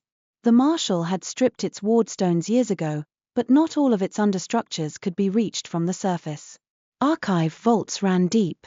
So did the resonance channels in the bedrock. My father hid something there, Serith said, not as guess now but certainty. Tavern gave a short, grave nod. He told me if he failed, the canticle key would remain with his blood. I assumed he meant you'd be able to decode the copper strip. I did not know if he managed to leave more. Ruvan straightened from the slate. Then we move at dawn. Isel made a quiet sound of disapproval. You move. I remain alive out of spite until you return. You're wounded, Fen said, scandalized, as if she required telling. And ancient besides. Thank you, child. Serith smiled before she meant to. It vanished half an hour later when Ruvan's scars flared again. This time the pulse hit while he was standing. One moment he was readying the leather brace at his wrist, the next his hand clamped so tightly around the strap buckle that metal bent. Breath left him in a hard, involuntary gasp. The ember red beneath his skin burned suddenly brighter, the lines along his throat and jaw standing out as if etched under glass. Fen jumped backward. Tavern was halfway to his feet before caution stopped him. Ruvan's free hand shot to the wall to steady himself. Don't, he said through his teeth, though no one had yet moved. Serith was already crossing the room. He must have seen the intent on her face, because he tried to straighten and failed. Serith. Be quiet. That startled Fen badly enough that he forgot to be afraid for a breath. Serith caught Ruvan just above the elbow as his knees nearly gave way. The heat in him shocked her. Not fever heat. Rune heat, dry and wrong, as though the old command lattice were trying to burn its own shape deeper. Tavern, she snapped, more light. The brazier was dragged closer. Isel pushed herself upright enough to see the scar pattern more clearly. Her expression sharpened with old knowledge and immediate alarm. That is no simple tracking brand, she said. I gathered, Ruvan muttered. Shut up, Serith said again, and this time Tavrin made an involuntary sound suspiciously close to laughter. She pulled back the edge of Ruvan's collar. The mark that had pulsed at dawn was only one branch of a much wider structure. Under the brighter light, she could see the terrible craftsmanship of it. A guardian vow grid sat at the base, elegant in its original geometry, designed once to bind a sworn protector to a chosen boundary or people through mutual intent. Over it, burned in later, were command curls, pain hooks, recall anchors, and obedience channels, all forced through the original lattice until the whole thing had become both stronger and more unstable. Iselle inhaled sharply. By the old stones. Tavrin crossed to them. What? It's worse than I thought, Iselle said. They didn't merely corrupt a vow pattern. They built the command system using covenant architecture. That's why it holds as long as it does. Ruvan looked from one face to another, sweat standing at his temples despite the chill in the ruin. Speak plainly. Iselle met his gaze without blinking. The thing inside your skin was never meant to be slavery. It was built from a guardian's vow. Silence followed. Serith felt Ruvan go still under her hand, not relaxed, not calm, but stripped for an instant of every practiced defense except stillness itself. A guardian to what? He asked. Iselle examined the branching lines with heartbreaking care. Not to a place, I think. To a chain of command. They took a form meant to anchor willing defense and rewired it so duty points upward instead of outward. Tavrin said, with scholarly fury, they turned covenant into possession. Ruvan let out one short breath. Not quite a laugh. Not quite anger. That would be in character.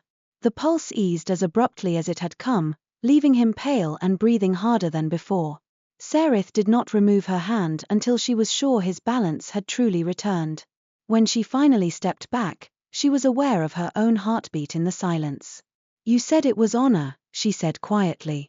It was, he replied, equally quiet, if one listened only to the words they used.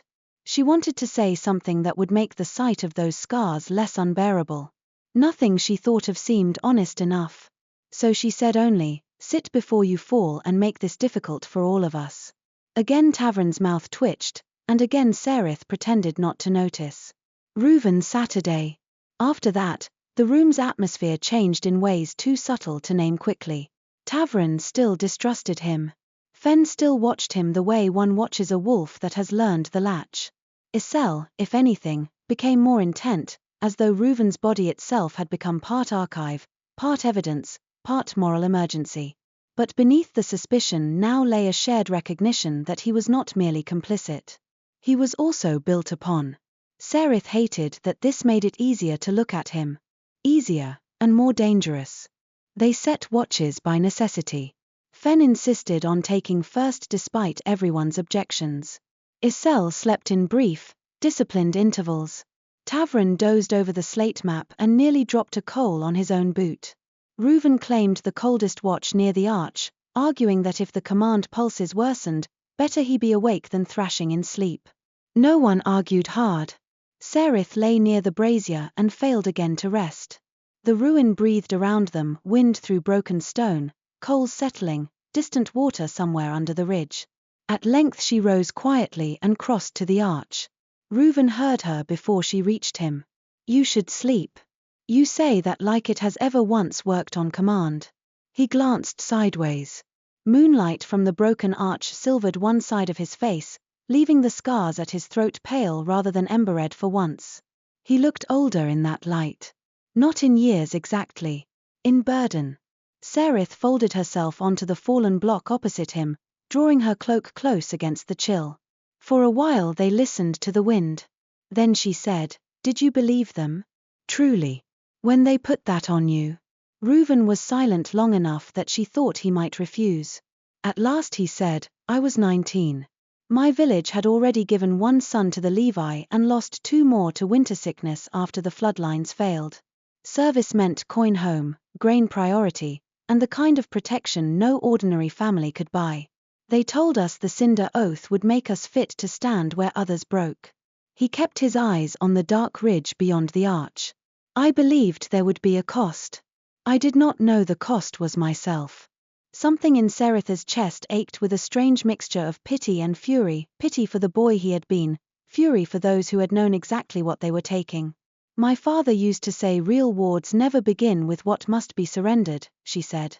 They begin with what must be kept. Ruvan turned his head slightly toward her. He sounds wiser than most men. He was more stubborn than wise. A useful overlap. She almost smiled. The almost lingered between them longer than seemed reasonable. After a moment Ruvan said, Tavern told you your father died trying to map the command spine. Yes. I'm sorry. 2 plain words. No grandness. No attempt to improve what could not be improved. Serith lowered her eyes to her hands. I keep discovering grief in places I thought only held anger. He regarded her with that unnerving steadiness of his. They often lodge together. She looked up then, and in the broken sanctuary ruin with wind moving through the arch and treason sleeping on either side of them, the space between them seemed suddenly narrower than stone should allow. No one moved.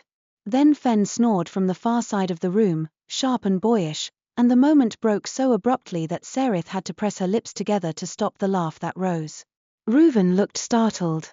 Then, to her astonishment, he laughed too once, low and brief, as if he had nearly forgotten he could. It changed his face completely. Not softer, exactly. More human. More reachable. Serith looked away first because not doing so had become dangerous in a new direction. They departed for Ilianain before sunrise. Fen was left under Isel's supervision with strict orders not to play hero. Tavern came despite his prison-thinned endurance, claiming he knew the lower archive turns better than anyone living. Ruvan carried the rope, lamp kit, and most of the food. Serith carried the copper strip and her father's memory like a second pack across her shoulders. The road, or what had once been a road, broke east through cedar scrub and shelves of folded stone. By midday the land changed. Quarry scars gave way to older forms, low retaining walls half swallowed by moss, prayer markers split by root growth, channels cut into rock that no longer fed any visible structure but still suggested intention. A place once built with care, then looted by men who thought care meant weakness. When Ilianain finally appeared, it did not rise so much as emerge.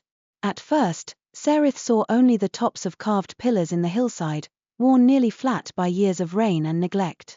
Then a stair, half buried in scree. Then the remains of an outer arch, its inscription gouged out but not completely. Beyond lay terraces collapsed into one another and the black mouth of a lower passage yawning beneath cracked stone. Tavern stopped at the sight of it and removed his cap without seeming to know he had done so. Serith could not move for a breath. She had never been here. Yet some part of her recognized the proportions, the way the stair aligned with the slope, the surviving channels cut into the terrace faces. Her father had carried this place in his speech often enough that it seemed to rise now out of remembered cadence rather than earth. Ruvan looked from one to the other and said quietly, "Can we enter safely?" Tavern put his cap back on with a shaking hand. Safely? No. But usefully, perhaps. The lower passage had been choked with debris at some point and then partially reopened by careful labor. Not recent. Orwen's doing, perhaps, or Tavern's from before the arrests. Ruvan went first through the narrow breach, testing each foothold, lamp held low. Serith followed with the copper strip clenched in one hand, Tavern behind her muttering to himself about support arches and criminal neglect. Inside, the air turned cool and mineral-rich. Their lamplight caught old carved walls where ward lines had once been inlaid with silver or stone and now lay empty. The emptiness hurt more than ruin would have. Extraction had an obscenity all its own. They descended by a spiral cut around a dry central shaft until the corridor opened into a circular chamber with 6 dark doorways radiating from it. On the floor, half obscured by dust, lay the remnants of a geometric inlay. Ruvan crouched. The floor pattern was cut apart. Keystone housing points, Tavern said, voice tight. There were once 6 outer anchors and 1 central chamber below. Serith knelt opposite Ruvan, brushing dust from a surviving line. The curve beneath her fingertips was familiar in the way music can be familiar even when only one note is heard. She pulled out the copper strip. "What do you see?" Ruvan asked. She turned the strip toward the lamp, reading the paired etchings her father had made in cramped, precise hand. At first glance they were forge counts and hymn intervals. She had known for years they concealed more than they said. Now, in this chamber, surrounded by the missing geometry of Ilianain, the intervals resolved into instruction. Not words, she murmured. Sequence. Tavern stepped closer. Can you read it? Maybe. The canticle measures correspond to turns in a pattern. 8, then 3, then hold, then reverse. Not song. Layout. She rose and moved to the inlaid floor. Slowly, testing each shift against the strip, she walked the surviving lines, 8 paces on the outer ring, 3 inward, pause, reverse angle. Her boots stirred dust from the grooves. Ruvan tracked her movement with unnerving intensity. Tavern held the lamp higher. At the western doorway, Serith stopped. The wall there looked no different than the rest, carved stone, stripped inlays, one broken relief of interlocking hands. But when she laid the copper strip flat against the seam at shoulder height, it fit. A click sounded from within the stone. Tavern inhaled sharply. Orwen, you stubborn miracle. The door did not swing. It withdrew inward a finger's breadth and stuck, years of neglect grinding at its hidden channels. Ruvan set down the rope, braced both hands against the edge, and shoved. Stone groaned. Dust fell. The door opened enough for one person to slip through. Beyond lay a narrow archive cell untouched by looters. Shelves lined the walls, many empty, some collapsed. But one iron-bound coffer remained beneath a fallen cloth bearing the faded symbol of Ilianain. Beside it sat a worktable and, on the table, a folded sheet of hammered lead sealed with blackened wax. Serith knew the seal before she reached it. Her father's mark. Not official. Personal. A simple smith's hammer crossed with a ward line. Her vision blurred. Take your time, Ruvan said quietly from behind her. The gentleness of it nearly undid her more than the seal itself. She set the copper strip down, broke the wax with careful fingers, and unfolded the lead sheet. Etched into its surface in tiny, painstaking characters were not only notes but names, dates, transit tallies, pattern comparisons, and one final instruction at the bottom. If the lattice stands, do not sever the root blindly. Restore the vow beneath the chain. Serith stared at the line until the words burned. Tavern had moved beside her, reading over her shoulder. His breath caught at intervals as he took in the rest. It's enough, he whispered. Not for every skeptic, perhaps, but enough. Names. Transfer houses. Relay numbers. The Oathsmith revisions. He kept more than I dared hope. Ruvan took the sheet only when Serith offered it. His eyes scanned the etched lines with disciplined speed. Then he stopped. What is it? Serith asked. He touched one section midway down. These marks here. The oath revisions. There's a pattern note. Tavern leaned in. Read it. Ruvan did. Subject instability increases when Guardian base resists upward command transfer. Pain reinforcement required for continued obedience. No one spoke. The words were too clinical, too neat for what they described. Serith looked at the scars half hidden beneath Ruvan's collar and felt anger rise so swiftly it almost steadied her. They wrote you as a malfunction, she said. His mouth moved once, not quite in bitterness and not quite in disbelief. So it would seem. She took the lead sheet back before he could read further if he wished and turned to the last line again. Restore the vow beneath the chain. The words throbbed with impossible hope and equal danger. Isel had said the command system in his body used covenant architecture. Her father had written not merely of exposing the command spine, but of restoring the vow under it. Not destroying. Restoring. Tavern, Serith said slowly, if the base structure still lives under the corruption. He was already thinking where she was thinking. Then in theory a command lattice could be rewritten back toward its original form.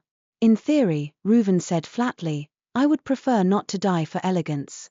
Serith met his gaze. In theory, it may be the only way to free you from the Marshal's recall. Silence crashed through the little archive room. Ruvan did not look away. You say that as if it is a practical matter. It is a dangerous matter, Tavern corrected. Possibly fatal. The overlays were burned through nerve, blood, and intent. To strip them entirely might tear the underlying vow with them. And to leave them, Serith said, means the marshal can still reach for you. For a long moment, the only sound was the slow hiss of lamp flame. Then Ruvan said, very quietly, not here. Serith blinked. What? Not here. Not now. He folded the old steadiness back over himself with visible effort. We came for proof. We have it. We came for the next step toward exposing the lattice. We have that too.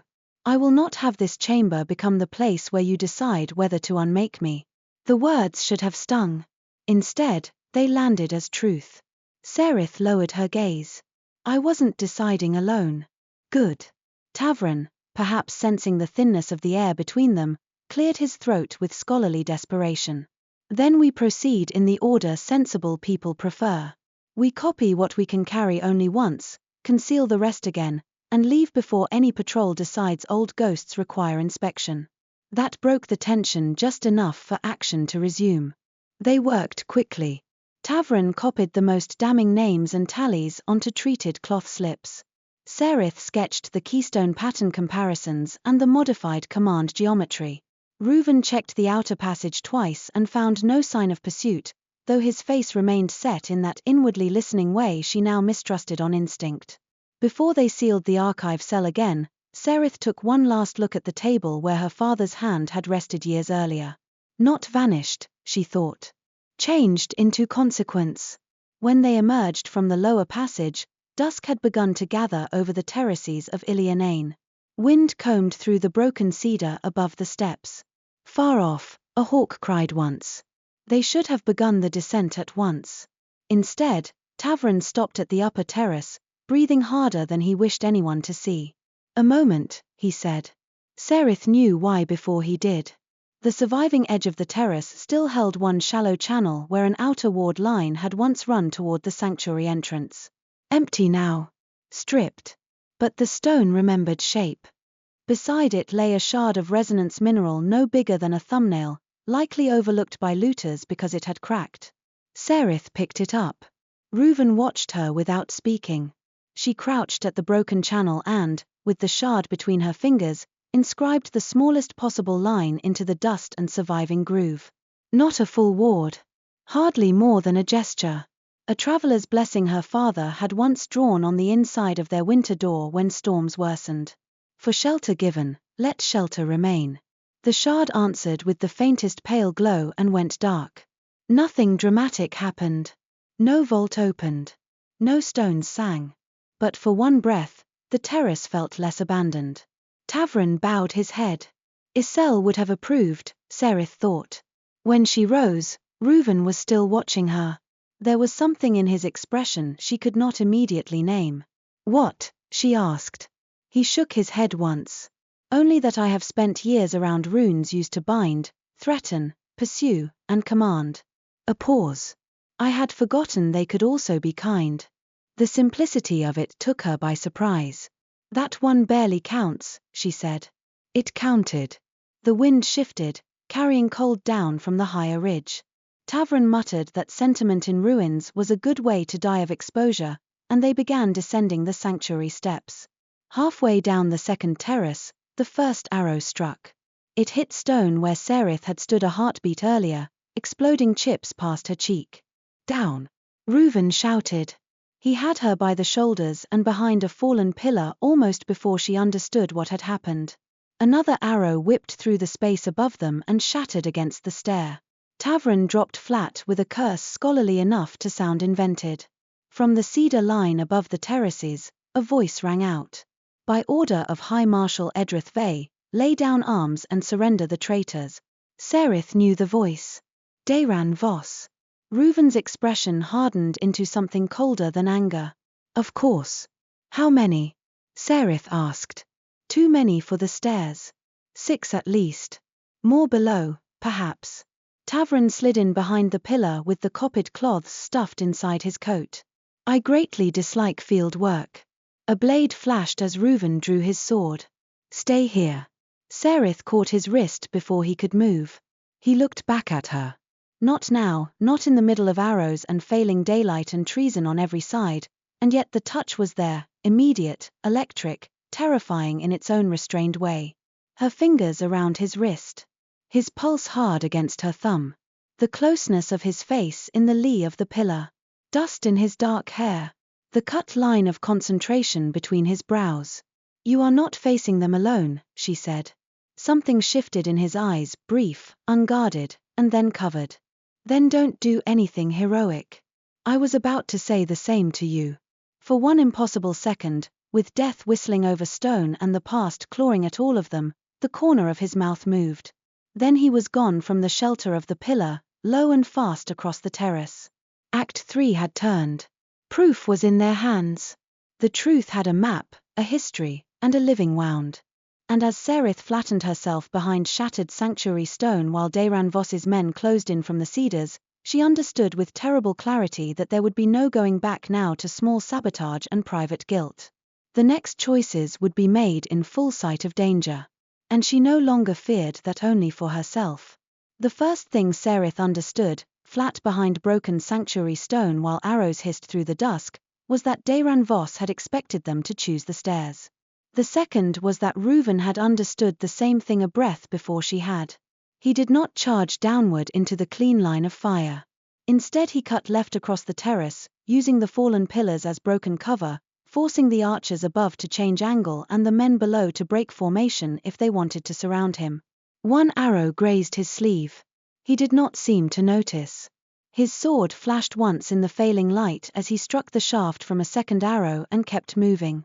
Dayran's voice carried over the terraces, sharp and cold with certainty. "Alive if possible. The smith first." "Of course." Serith pressed closer to the stone as another arrow shattered against the pillar above her head, spraying dust and grit into her hair. Tavern lay beside her breathing too quickly, one hand clamped over the inside pocket of his coat where the copied cloth slips were hidden. "You still dislike field work," she shouted over the racket. "I have refined my opinion," he shouted back. "I despise it." Below them, boot steps thudded over the lower stairs. 2 soldiers were coming up fast, aiming to pin them while the archers above kept them from breaking west. Serith looked once toward the upper cedar line where 3 dark figures shifted between trunks, bows drawn. Then toward the surviving ward channel cut into the terrace edge. Stripped of stone. Broken. But not empty of shape. No full ward, she thought. Not enough time. But enough for one bad surprise. "Tavern," she snapped, "do you still have the resonance chalk from the archive table?" He blinked. "What? The chalk? Why in any merciful world would I? Yes. Give it to me." He fumbled it from his coat with hands that had become clumsy from fear and thrust the wrapped stick into her palm. Serith tore the cloth away with her teeth, crawled to the broken channel, and jammed the chalk into the dust-filled groove. What remained of Ilianane's outer defensive line would not rise to full life. It had been gutted years ago. But old channels remembered direction, and resonance chalk needed only a surface and intent to answer poorly rather than not at all. She drew fast. Not a barrier. Too large. Not a shield. Too weak. A slipline. A false footing pattern. The kind of ward once used on sanctuary approaches to force attackers into caution without harming pilgrims or children. Gentle by old standards. Under panicked military pursuit on crumbling steps, perhaps less so. The first soldier reached the upper terrace just as Serith scored the final curl across the channel. He lunged toward the pillar where Tavern crouched. The stone beneath his next step flashed pale and gave him half an inch less purchase than expected. Half an inch was enough. His boot skidded. He slammed shoulder first into the terrace edge, swore, and windmilled backward into the man climbing behind him. Both went down the last 4 steps in a clatter of steel and rage. Tavern stared at Serith. "That," he said, "was almost cheerful." An arrow struck the pillar again. "Move!" Ruvan shouted from across the terrace. Serith did not waste time on pride. She grabbed Tavern by the sleeve and hauled him toward the narrow breach between 2 collapsed shrine walls while the archers above adjusted to the unexpected spill on the stairs. Ruvan reached them at the same moment Dayran Voss vaulted down from the upper cedar line. Dayran landed like a man who practiced entrances in secret. His armor was lighter than a frontline captain's but better fitted, the command inlays at the shoulders polished to a cruel blue sheen. His face held none of Ruvan's restraint. Only hard ambition and the satisfaction of a snare sprung nearly shut. "Thorne," Dayran called, drawing his blade. "You always did choose disappointment eventually." Ruvan stepped in front of Serith and Tavern without looking back. "And you always mistake cruelty for discipline." Dayran smiled with one side of his mouth. "The Marshal will forgive your confusion if you kneel now.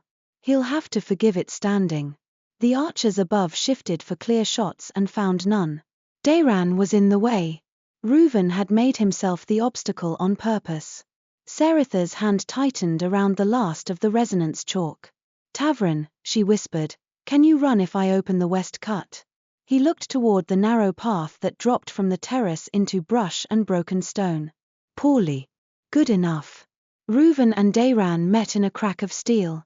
The sound rang across the stripped sanctuary like a struck bell. Dayran fought beautifully in the way polished weapons are beautiful, efficient, merciless, built for display and killing both. Ruvan fought like a man who had spent years surviving men exactly like that. He gave less ground than seemed possible and spent no movement he did not need. Yet Serith saw at once what others might miss. The command scars at his throat had begun to glow again, not at full flare, not yet, but enough to make dread climb her spine. Whether Dayran had triggered some relay before closing or the Marshal was pulling the lines tighter from afar, the old lattice in Ruvan's skin was waking. He felt it too. She saw the fractional hitch in his left shoulder on the third exchange. No time, she thought. No more time. She shoved Tavern toward the breach. "West cut. Go." "What about?" "Go." He went, because scholars who survive prison learn to obey competence when it appears. Serith darted low along the broken wall while the blades rang again. Above, one archer finally found an angle and loosed. She slashed the chalk across a cracked terrace stone just ahead of the landing point. The old slipline answered feebly but enough. The arrow struck, glanced, and flew wide into scrub. Dayran saw her move and barked, "Take the smith." Two soldiers broke from the lower stair, scrambling toward her. Serith ran for the west cut and heard them closing, armor rattling against ruined stone. One reached for her cloak. Then Ruvan was there. He had disengaged from Dayran not by retreating but by driving his opponent hard enough to buy a heartbeat of separation. He struck the nearest soldier across the wrist with the flat of his blade, sending the man's sword spinning into the stairwell, then drove his shoulder into the second soldier's chest and sent him crashing into the broken shrine wall. "Move, Serith." She moved. The west cut was narrower than she remembered from her father's old descriptions, choked with thorn and scree. Tavern was already halfway down it, sliding more than running. Serith followed, scraping her palms bloody against rock as she caught herself twice in the descent. Behind them came shouts, boots, and once the savage ringing impact of steel on steel again. Ruvan was buying them seconds. It was not enough. By the time Serith and Tavern reached the bottom shelf, 3 of Dayran's men had found the cut and were pushing through after them, careless now of footing because they knew speed mattered more than bruises. Ahead lay cedar scrub and a dry wash. Beyond that, if Serith remembered rightly, a narrow defile opening toward the old pilgrim road. Too open. Too far. She turned and saw Ruvan burst from the top of the cut with Dayran at his heels. The scars at Ruvan's throat burned bright as forge embers. He landed badly on the shelf below, caught himself, and for one terrible instant his body locked, shoulder, jaw, sword arm all in the unmistakable seizure of command pain. Dayran came down after him with the clean confidence of a man who knew his opponent's weaknesses had just become weapons. Serith did not think. She ran back uphill. Tavern shouted something behind her. She ignored it. Dayran's blade came down toward Ruvan's exposed side. Ruvan lifted his sword a fraction too slow. Steel met steel, but badly, skidding with a sound that set Serith's teeth on edge. She flung the last of the resonance chalk into Dayran's face. Not noble. Not elegant. Entirely effective. He cursed and recoiled, blinking white dust from his eyes. Ruvan twisted hard enough to break the lock in his limbs and drove his hilt into Dayran's sternum. The captain staggered back one step on the narrow shelf. Serith caught Ruvan under the arm as the aftershock hit him. His weight slammed into her, far heavier than she was ready for. His breath tore out between his teeth, and she felt the violent tremor running through him. "Can you stand?" she demanded. "Imperfectly." "Excellent." Below them, the pursuing soldiers were almost at the shelf. Above, Dayran was recovering. Ruvan's gaze flicked once to the cliff wall at their side. There. At first she saw only cracked stone and thorn roots. Then the darker shadow between them. A drainage slit. Too narrow to notice from afar. Just wide enough, perhaps, for desperate people to squeeze through single file. Tavern had seen it too and was already dragging himself toward the opening with the graceless determination of a man who preferred survival to dignity when given sufficient reason. Serith half-pulled, half-shoved Ruvan toward the slit just as Dayran lunged again. This time Ruvan did not turn to meet him directly. He planted one foot, used Serith's forward motion as leverage, and slammed the shelf's broken coping stone outward with his heel. The slab dropped into the men climbing below. It struck the lead soldier across the shoulder and took all three down into the wash with a thunder of rock and curses. Dayran halted, fury flashing openly across his face at the sudden loss of clean pursuit. Ruvan drew Serith through the drainage slit after Tavern. The space beyond narrowed immediately into darkness and dust. They stumbled downward on hands and knees through a twisting run worn by old water, scraped raw by stone and roots. Behind them came Dayran's shout, then muffled pounding as his men tried to widen the entrance from the outside. The passage bent twice and spilled them out behind a tangle of wind-thrown cedar half a dozen spear-lengths downslope from where anyone would expect. For 3 breaths none of them moved. Then Tavern said, with ghastly dignity, "I should like my archive privileges restored if I survive this." Serith almost laughed. She was too breathless instead. Ruvan braced both hands on his knees, head bowed. The scars at his throat still glowed, though dimmer now, pulsing against the tendons with each hard breath. "Ruvan." He lifted one hand without looking up. "Wait." "No. Not wait. Endure." Serith knelt in the scrub beside him anyway. "The command pulse is worsening." "Yes. Can you tell what triggers it?" "Distance narrowing. Active pursuit. Direct order relay." He swallowed once, hard. "And Dayran's armor. He carries a keyed signet line. It's amplifying the call." Tavern, who had finally caught up enough breath to be useful again, stared. "You mean if he stays near, the lattice in your body tightens?" "Yes." Appalling craftsmanship, Tavern said automatically, then seemed to hear himself and added, morally and practically. A weak sound escaped Serith that might have been hysteria attempting wit. They could not remain where they were. Dayran would sweep the lower slope, perhaps circle west, perhaps signal more men down from the sanctuary terraces. Night would help, but only if they were moving before full dark. Ruvan straightened by force of will alone. "Pilgrim Road," he said. "There's a split half a mile east. One branch goes down into the river cleft. Hard ground. Poor tracking." Tavern grimaced. "Poor walking too. Would you prefer the captain? I dislike your rhetorical flourishes." They moved. By the time true dark fell, Serith's legs felt carved from someone else's misery.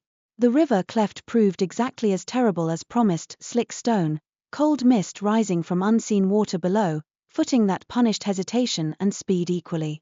Yet it stripped their trail. Even Ruvan admitted no tracker could read much through this without lanterns and a broken neck. They found shelter at last in a cave little more than a fold in the cliff face above the river. The roof wept slowly. The floor was uneven. It was perfect. Tavern collapsed against the wall and announced he would die there if anyone found objections inconvenient. Ruvan remained standing until the last, checking the approach twice, listening with that inward attention that had become part of him. Only when he seemed satisfied that no immediate pursuit pressed did he step back into the cave. Then the command lattice hit him in earnest. It began with a shudder. Not from cold. From inside. His hand slammed against the cave wall hard enough to skin the knuckles.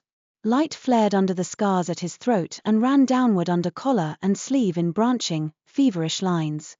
He drew one breath and failed to finish it. Serith was at his side before Tavrin had fully risen. "Get the lamp," she snapped. "And water." Tavrin, bless him, obeyed before asking whether obedience to her had become a regional condition. Ruvan's body had gone rigid as drawn wire. The old control in his face was still there, but it was failing around the edges under the sheer violence of the pain. "Is he seizing?" Tavrin asked.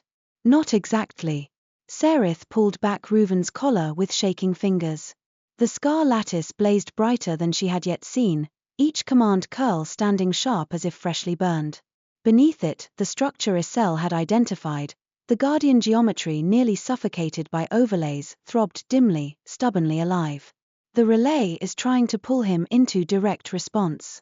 "Plainly," Tavrin said. "The marshal is trying to use him." Ruvan made a strangled sound that might have been agreement or warning. His right hand had gone to his sword without conscious intent.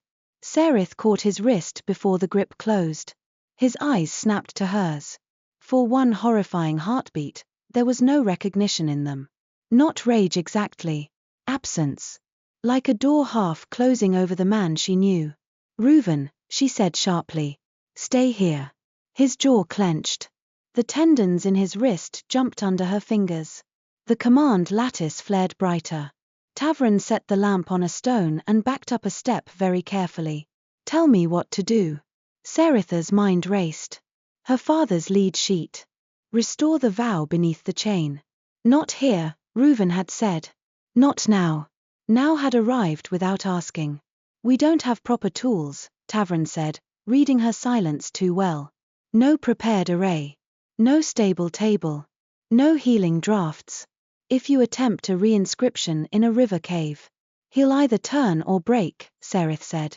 Ruvan's other hand struck the wall again, once, hard enough to crack skin.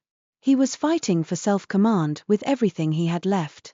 She could see it in the rigid line of his mouth, the brutal stillness of the rest of him, the effort not to wrench free from her hold simply because some order screamed from inside his own blood. Serith leaned closer until he had no choice but to focus on her face. "Look at me." His eyes found hers and slipped. Found hers again. "Ruvan." This time he held. "There you are," she whispered, though she did not mean to say it aloud. Something in his expression changed. Recognition flickered through the pain like lamplight through storm glass. Tavrin exhaled slowly. "Can he consent to what you're considering?" Ruvan answered before Serith could. The word came rough and fragmented, but unmistakable. "Yes." Tavrin shut his eyes once as if in prayer or despair. "Then I hate this and support it fully." Serith almost laughed again. There was no room. She turned to the satchel she had carried from Ilianain and emptied it onto the cave floor. Cloth slips. All. Thread. The copper strip. A sliver of resonance shard from the sanctuary terrace. Chalk dust in the fold of her palm. Not enough. Never enough. Then she saw it. The lead sheet.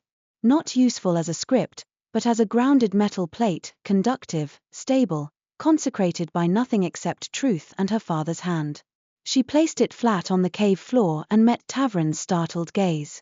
"Hold the lamp where I can see the lower geometry." "You're doing this here?" "Yes." "This is completely unreasonable." "Yes." Tavrin swallowed and knelt with the lamp. Serith turned back to Ruvan. "I need you sitting." He obeyed with visible effort.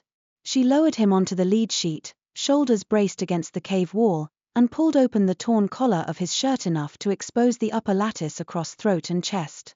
Heat rolled from his skin, dry and unnatural. The sight nearly stopped her heart. Not because of his body in any improper sense. Because the scars were so intricate, so violated, so intimately wrong. Every line told a history of coercion precise enough to pass as ceremony to those who wanted not to see. She steadied her hands. "Listen carefully," she said. "I am not destroying the command lines first. If I strip them outright, they may tear the base vow with them. I'm going to call the guardian pattern up through the old anchor points and force the overlays to answer downward instead of upward. Tavern blinked. Can that be done? I don't know. He took that with admirable calm for a man kneeling beside a possible magical catastrophe. Excellent. Ruvan's mouth moved once. Serith. She looked up. If it goes wrong. It won't. He held her gaze with painful steadiness. If it goes wrong. She hated the question because it was honest. I'll stop before it breaks you, she said. His answer came after a long heartbeat. No. Finish it. The trust in that nearly undid her more thoroughly than any confession could have. Serith drew a breath, dipped her fingers into the chalk dust, mixed it with a drop of water and one of her own blood because intent needed anchoring and she had nothing purer to offer, and touched the first point at the base of his throat. Ruvan arched like a bowstring. Tavern swore under his breath. Hold still, Serith said, voice shaking only at the edges. I know. I know. She traced not the command curls but the buried intersections beneath them, calling up the older geometry from memory and inference, from Isel's explanation, from her father's final instruction, from every honest ward she had ever believed in. Protect chosen ground. Guard given trust. Keep, do not possess. Shelter, do not command. The resonance shard answered weakly in her palm. The lead sheet under Ruvan gave back a faint low hum. The cave air thickened as if listening. The command lines fought. She saw it happen visibly under his skin. Red fire surged along the overlays, trying to force the old roots upward toward obedience, toward recall, toward the marshal's remote grip. Serith pressed harder at the anchor points, dragging the current sideways and down. Not sever. Restore. Not sever. Restore. Ruvan's breathing broke into ragged fragments. One hand closed around the cave gravel hard enough to draw blood. Yet he did not pull away. He held still with the terrible discipline of a man choosing freedom even through agony. Third junction, Tavern said hoarsely, seeing where her hands hesitated. Orwen's note, he marked the third as unstable. Yes. Can you bridge it? Only if the base vow answers. And if it doesn't? She did not say. She pressed her bloody chalk fingers to the third junction. For one impossible instant nothing happened. Then light burst across the scars. Not red. Gold-white. Thin at first, then widening along the hidden guardian geometry as if a buried river had remembered its channel all at once. The command overlays snapped bright in resistance. Ruvan cried out, not loudly, but with a sound so torn from the center of him that Serith felt it like a knife. Stay with me, she said, though she did not know if she said it to the magic or the man. The old pattern surged again. This time the red lines cracked. Tiny fractures, hair-fine and radiant, split through the command curls from beneath. Not destruction. Refusal. The guardian vow was answering not as obedience redirected, but as protection reclaimed. Tavern's eyes had gone very wide. Serith. I see it. She followed the fractures as fast as she could, reinforcing each one before the overlays sealed themselves again. Base to anchor. Anchor to breath. Breath to will. Will chosen, not taken. Ruvan's head hit the cave wall behind him. His eyes had squeezed shut. Sweat ran down his temples. Yet when Serith reached the last major junction, he opened his eyes again and found her through the pain as if he had heard the fear she would not voice. Finish, he ground out. She finished. The final line ran from the lower throat anchor down across the sternum branch where command and vow had been welded most violently. Serith laid her hand there flat, blood and chalk and trembling intent together, and spoke the only completion phrase that felt honest. What was made to guard shall guard again. The cave went still. The light under Ruvan's skin flared once, blindingly bright. Then every command line in the lattice burned white and went dark. Tavern swore in 3 scholarly dialects at once. Ruvan collapsed forward. Serith caught him badly and with both arms, nearly taking them both to the stone. For one dreadful heartbeat, she thought the silence meant death. Then he dragged in a shattered breath against her shoulder. Alive. Alive. She did not realize she had closed her eyes until Tavern said very softly, I believe you've done it. Ruvan's weight rested half against her now, heavy and unguarded in a way she had never felt from him. His breath came slow and rough. The scars at his throat no longer glowed red. In the lamplight, they lay pale and newly quiet, the branching lines altered in subtle ways she could already see, less hooked, less clenched, more open in their geometry. Serith eased him back enough to look at his face. His eyes opened a moment later. This time there was no absence in them. No halfway shutter. Only exhaustion, pain, and a clarity so startling it stole her own breath. "Are you here?" she asked. His mouth moved, the ghost of dry humor appearing where she least expected it. Imperfectly. The laugh that broke out of her was half sob and wholly undignified. She did not care. Tavran, tactful for once in his life, turned away and busied himself with repacking the cloth slips very noisily. Ruvan looked up at her from where he still leaned against her arm. In the small cave, with the river sounding below and the air still charged from restored magic, there was nothing theatrical in the way he said her name. Only wonder and gratitude and something deeper now stripped of excuse. Serith. She ought to have moved back. She did not. He lifted one trembling hand, not to take, only to touch the back of her wrist as if confirming she was real and he was permitted to know it. The gesture was so careful, so restrained, that the tenderness in it struck harder than a kiss might have. She turned her hand beneath his and clasped his fingers once. Clean. Brief. Entirely devastating. Then practical life, rude as ever, returned. "We cannot stay here till spring," Tavran announced. "The captain is still alive, the marshal still worse than dead, and I would like to preserve this astonishing success by not having it immediately overturned through capture." Serith let go first. So did Ruvan.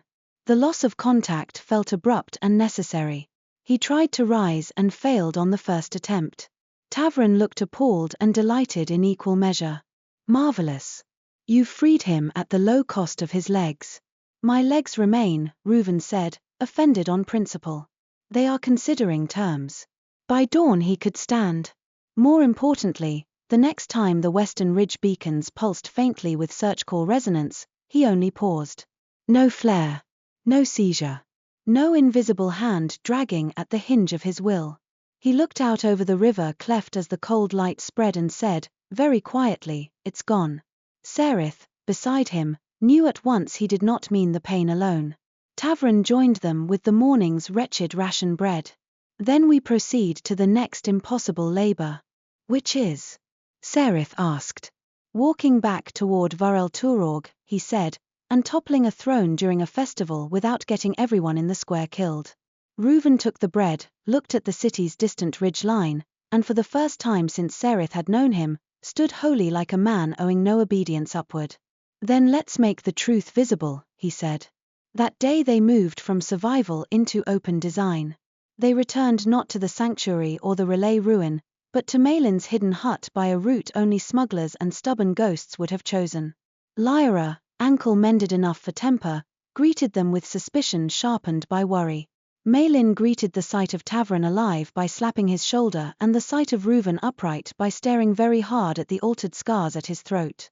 "Well," she said slowly, "either I've missed a religious experience or things have become stranger than expected." Tavran set down the copied cloths and the lead sheet. "We have proof." Serith laid out the map of theft, the transfer tallies, the command revisions, and her father's final sequence. Ruvan added what he knew of the Festival of Iron Accord, the ward banners raised along the upper square, the ceremonial armor display, the central resonance housings activated to make the citadel seem draped in living protection. Oren Calder arrived by dusk with 2 trusted reeves and news that villages whose wards had failed were ready to move if given something firmer than rumor. The hut became a war room too small for the stakes it held. They planned not an assassination in shadow, but an exposure. During the festival, Serith would access the old maintenance channels beneath the upper square, channels once meant for balanced sanctuary feed and now redirected toward display arrays. There she would lay a counter-sequence not to collapse the lattice, but to force every linked public rune in the square to reveal its command architecture beneath the decorative state forms. Armor, gate wards, standard poles, tribunal rods, relay housings. The city would see stolen magic wearing lawful faces. Tavern and Isel would place copies of the records in predetermined hands, reeves, merchants, old ward keepers, and even one cautious priest who had grown tired of blessing military seizures as necessity. Oren's people would manage civilian exits from the square if panic began. Malin's smugglers would cut the secondary banner lines and disrupt the marshal's signal relay between square and barracks. Lyra, who refused all suggestions of resting, volunteered to move the testimony among the labor crowds where official proclamations reached last and anger took root fastest. "And me?" Ruvan asked. Everyone looked at him. The answer, in truth, had always been obvious. But obvious was not the same as easy. "You stand where he cannot explain you away," Serith said. Ruvan held her gaze. She went on. "The marshal's best tracker, branded by his oath-smiths, speaking against him in the heart of his own spectacle. If the city sees you and what was done to you, what was done through you, then his story cracks before mine even reaches the channels." Silence followed. Then Ruvan nodded once. "Good." Malin looked between them and muttered, "I dislike when grim plans sound romantic." No one answered that. Lyra rolled her eyes. Tavern pretended sudden deafness. Serith kept her attention on the map with heroic and probably transparent discipline. That night, after the others finally slept in corners, loft, floor, and doorway alike, Serith stepped outside the hut because the walls had grown too small for what lived inside her chest. The sky was clear. Cold stars burned above the dark ridge. Somewhere far off, Vorel Turog's watch beacons moved like slow embers on the horizon. Ruvan was already outside. Of course he was. He had become a man reacquainting himself with freedom, and perhaps the first nights of that could not be entirely spent under roofs. He stood with one hand on the low fence post, face turned toward the city he meant to challenge. The wind lifted a strand of dark hair across his brow. The altered scars at his throat were pale in starlight, quiet now except for the faintest answering shimmer when he turned toward her. "You should be resting," Serith said. "I was told that once already." It had limited effect. She came to stand beside him. For a little while they said nothing. Then Ruvan spoke with the same plainness that had undone her from the beginning. "When the festival ends, if we live, you still have the right to vanish." She looked at him. "Do you want me to?" His hand tightened once on the fence post. "No." The word was low and steady and left no room for mishearing. Wind moved between them, smelling of cedar smoke and cold stone. "I promised it," he went on. "I mean to keep that promise. But I don't want you gone. Not for safety. Not for honor. Not for any reason that sounds noble, because noble reasons are often the most dishonest ones." He turned fully toward her then. "I want a life in which I can find you without tracking you. In which your hands make things that are not chains. In which I am allowed to stand beside you when they do." Serith had thought herself too tired for astonishment. She was wrong. No flourish. No stolen moment dressed as destiny. Just the truth, offered without pressure. She looked down at her own hands, calloused and scar-marked and still faintly stained from blood chalk in the nails. "I don't know what life I'm allowed after this." "Neither do I." That, absurdly, made it easier to breathe. She lifted her gaze back to his. "I don't want to vanish either." Something in his face changed then, not relief exactly, because relief would have been smaller. It was the look of a man receiving not reward but answered possibility. He stepped one pace closer and stopped there. Near enough that she could see the weariness beneath his eyes. Near enough that his restraint felt as tangible as warmth. "I won't ask more tonight," he said. "I know." She surprised herself then. Not with recklessness. With honesty. "But if we live," she said, "don't ask for less." His breath caught. Only slightly. Enough. No kiss followed. No embrace grand enough for song. Only the held space between them, alive with what had finally been spoken and what still waited beyond danger. Then Malin opened the hut door and said into the dark, "If either of you plans to become tragic under the stars, do it quietly. Some of us are trying to overthrow a government with adequate sleep." Serith actually laughed this time. Ruvan did too, low and helplessly. By the morning of the Festival of Iron Accord, Vorel Turog had polished itself into a lie. From the outer road, the city looked magnificent. Banners streamed from the wall towers in disciplined lines of black, silver, and deep iron blue. The upper citadel caught the sun on plated roofs and warded glass, turning its hard angles bright enough to suggest blessing rather than theft. In the lower streets, market stalls had been ordered into neat rows, refuse hauled away before dawn, and the public squares washed until even the stone seemed determined to believe in the marshal's version of peace. Serith stood in the shadow of a cart shed above the east service lane and watched the spectacle gather. Below her, armor crews moved toward the upper square in ceremonial order. She could see the rune lines etched into breastplates and pauldrons flash faintly under morning light, every polished surface designed to reassure the crowd that protection stood ready and obedient. Near the banner platforms, laborious hauled drums of lamp oil, coils of rope, and the polished bronze housings that would reflect the square's display array once the resonance channels were fully fed. All of it beautiful. All of it stolen. Beside her, Malin adjusted the strap of the supply pack slung across her shoulder and muttered, "Nothing says moral decay like excellent planning." Serith did not look away from the square. "That from a smuggler? I organize opportunities. Tyrants organize misery. There is a distinction." Behind them, Tavern crouched over one final cloth packet, checking the seals with hands steadier than Serith had seen in days. He wore a plain clerk's coat and a cap low over his brow, the kind of forgettable disguise that only worked because most people never truly saw clerks until a ledger contradicted them. Oren Calder and 2 Reeves were already inside the market district, placed where common folk would trust a voice more quickly than an officer's shout. Lyra had gone lower still, into the milling labor crowds and porter lines, carrying copies of the records hidden in flower wrappings and false hems. And Ruvan. Serith finally turned.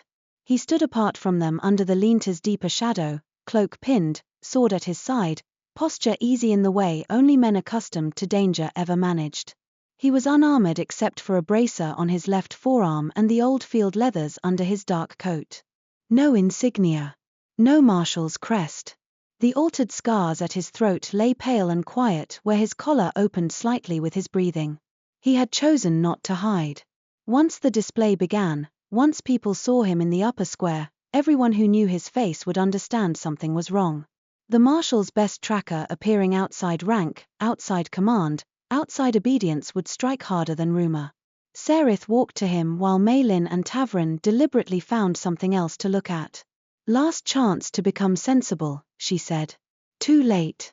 I came into the city. That is true." His gaze moved over her once, not in appraisal but in concern he was trying not to wear openly. Serith had bound her hair tightly, blackened her hands and sleeves with ashen grease, and dressed herself as one more maintenance smith in a day full of official spectacle. Beneath the supply cloak, tucked against her side, lay the tools she truly needed, the copper strip, the awl, chalk, the resonance sliver from Ilianain, and the copied pattern map of the upper square's feed channels. Ruvan said quietly, "If anything shifts from the plan, you go to the west maintenance stairs and leave. Do not argue." She raised one brow. That sounded suspiciously like command. It was concern dressed badly. "Then I'll allow it once." Something gentled in his face, almost a smile. "Generous." Serith wanted to say something finer than the truth. "The truth one. Don't die in the square before I'm finished." His eyes held hers. "I had no such intention." It was a poor substitute for all the things they were not saying in front of other people. It was enough to move. Malin clapped her hands once, practical as a dropped hammer. "Marvelous.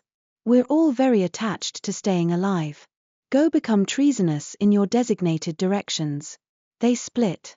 Serith entered the upper square from the east service lane carrying the supply pack on one shoulder and an expression of mild boredom she had observed in maintenance workers her entire life.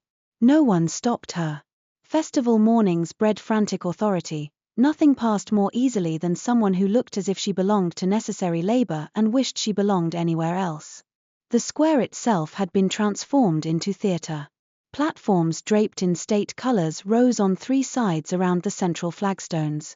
The marshal's elevated dais dominated the north end beneath the citadel stairs, backed by a wall of ward banners whose inlaid threads would later shimmer with linked resonance. At the square's center stood ranks of ceremonial soldiers in polished rune armor, each motion precise, helms tucked beneath one arm, command lines faintly glowing at the shoulders and chest. Civilians were already gathering behind rope barriers, merchants in formal coats, laborious in patched best clothes, wives and sons and daughters of men wearing the armor, reeves summoned to witness unity, priests summoned to bless it. All the while, beneath the flagstones, stolen channels waited to carry light through lies. Serith crossed to the east banner housing, nodded curtly at a ladder crewman, and passed under the platform edge into the maintenance corridor below. At once the noise of the square dulled to a muffled thunder overhead. Dark. Narrow. Stone sweating old damp. This was the true body of Varel Turorg, support arches, drainage culverts, access channels for resonance feeds originally laid decades earlier when the upper square had been smaller and less ambitious.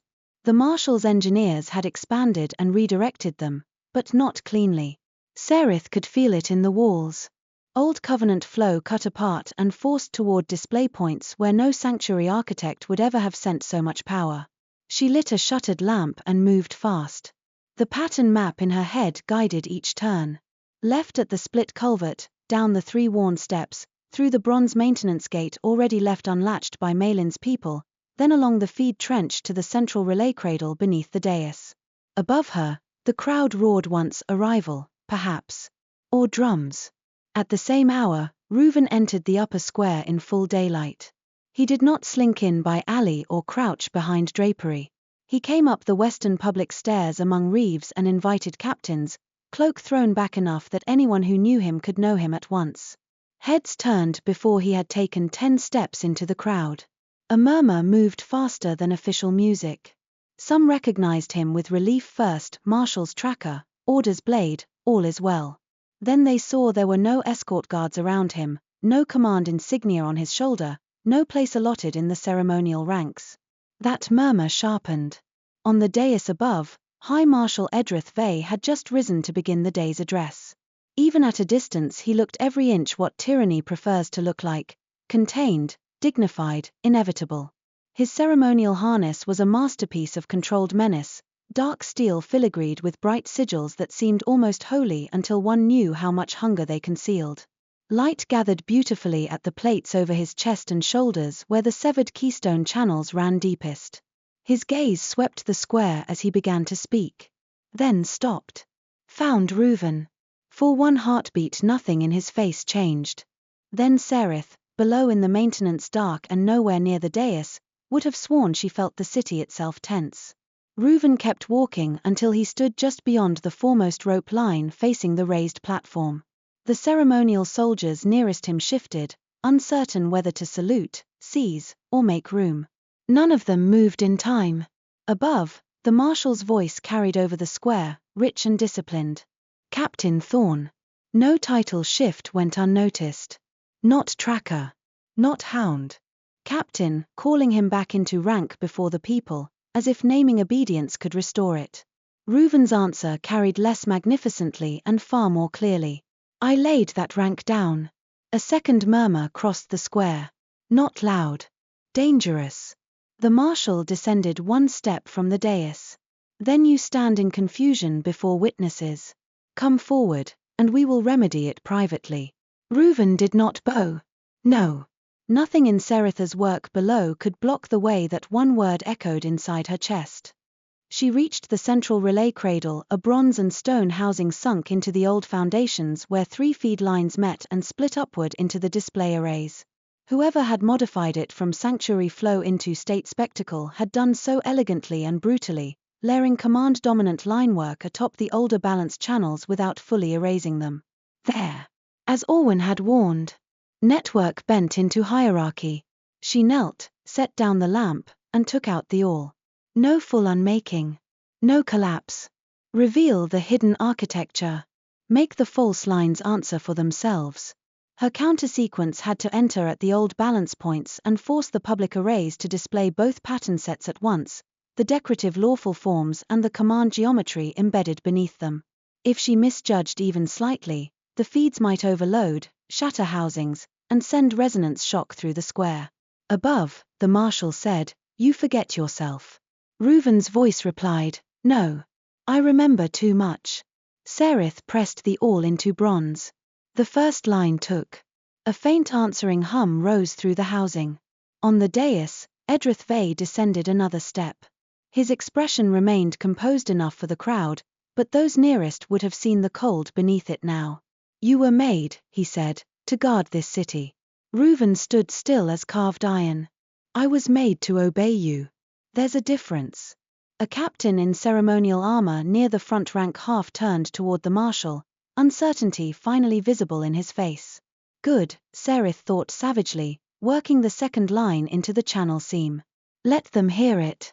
Let doubt take shape." The relay cradle shivered under her hands. The old sanctuary geometry answered reluctantly at first, as if remembering a long-forgotten posture. She fed it the resonant sliver from Ilianane, wedging the mineral into the narrowed junction where balanced flow had once turned outward to many uses rather than upward to one throne. Above, the marshal's voice sharpened. "Captain Thorne has suffered injury in service. His judgment is compromised." That might have worked, Serith thought, if Ruvan had come alone and meekly. But the city had eyes.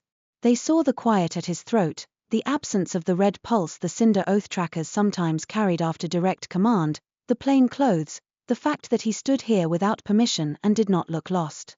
Ruvan reached up then and pulled back his collar enough for the nearest crowd to see the scars at his throat and upper chest. Not hidden. Not stylized. Altered. Gasps broke along the front rows. The marshal's expression changed at last. Ruvan said, "Look closely. These were called honor." Serith scored the third line into the cradle and felt the system lurch. The counter-sequence caught. Across the square, the first ward banner flared. To the gathered crowd it must have seemed, at first, that the display had simply begun early. Blue-white light ran up the inlaid threads of the banners, along the ceremonial armor, through the bronze display housings. Then the color shifted. Under the bright official lattice, a second pattern ignited. Not decorative. Not beautiful in the intended way. Harder. Hooked. Interlocking command curls hidden beneath the lawful sigils like bone beneath paint. The crowd recoiled as one organism. A woman near the front cried out. One of the ceremonial soldiers looked down at his own breastplate in shock as dark red command lines surfaced under the protective sigils across his chest and shoulders.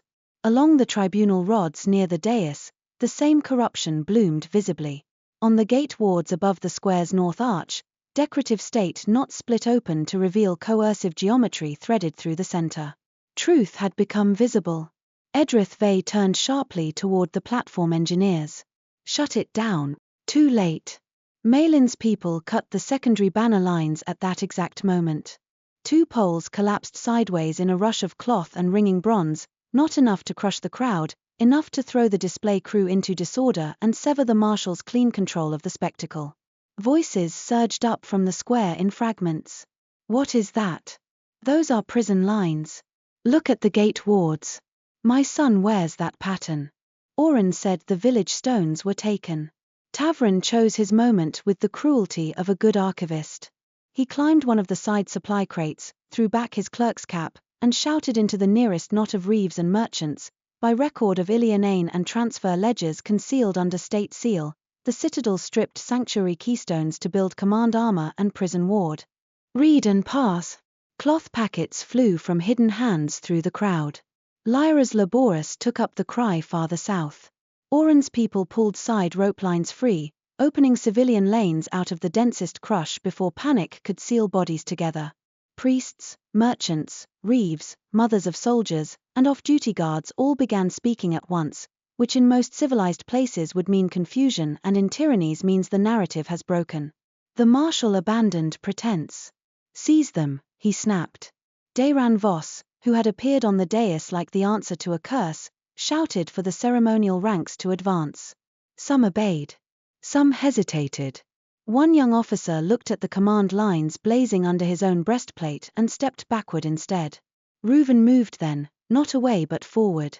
He crossed the open stone between crowd and dais as guards converged, every eye in the square following him whether they wished to or not.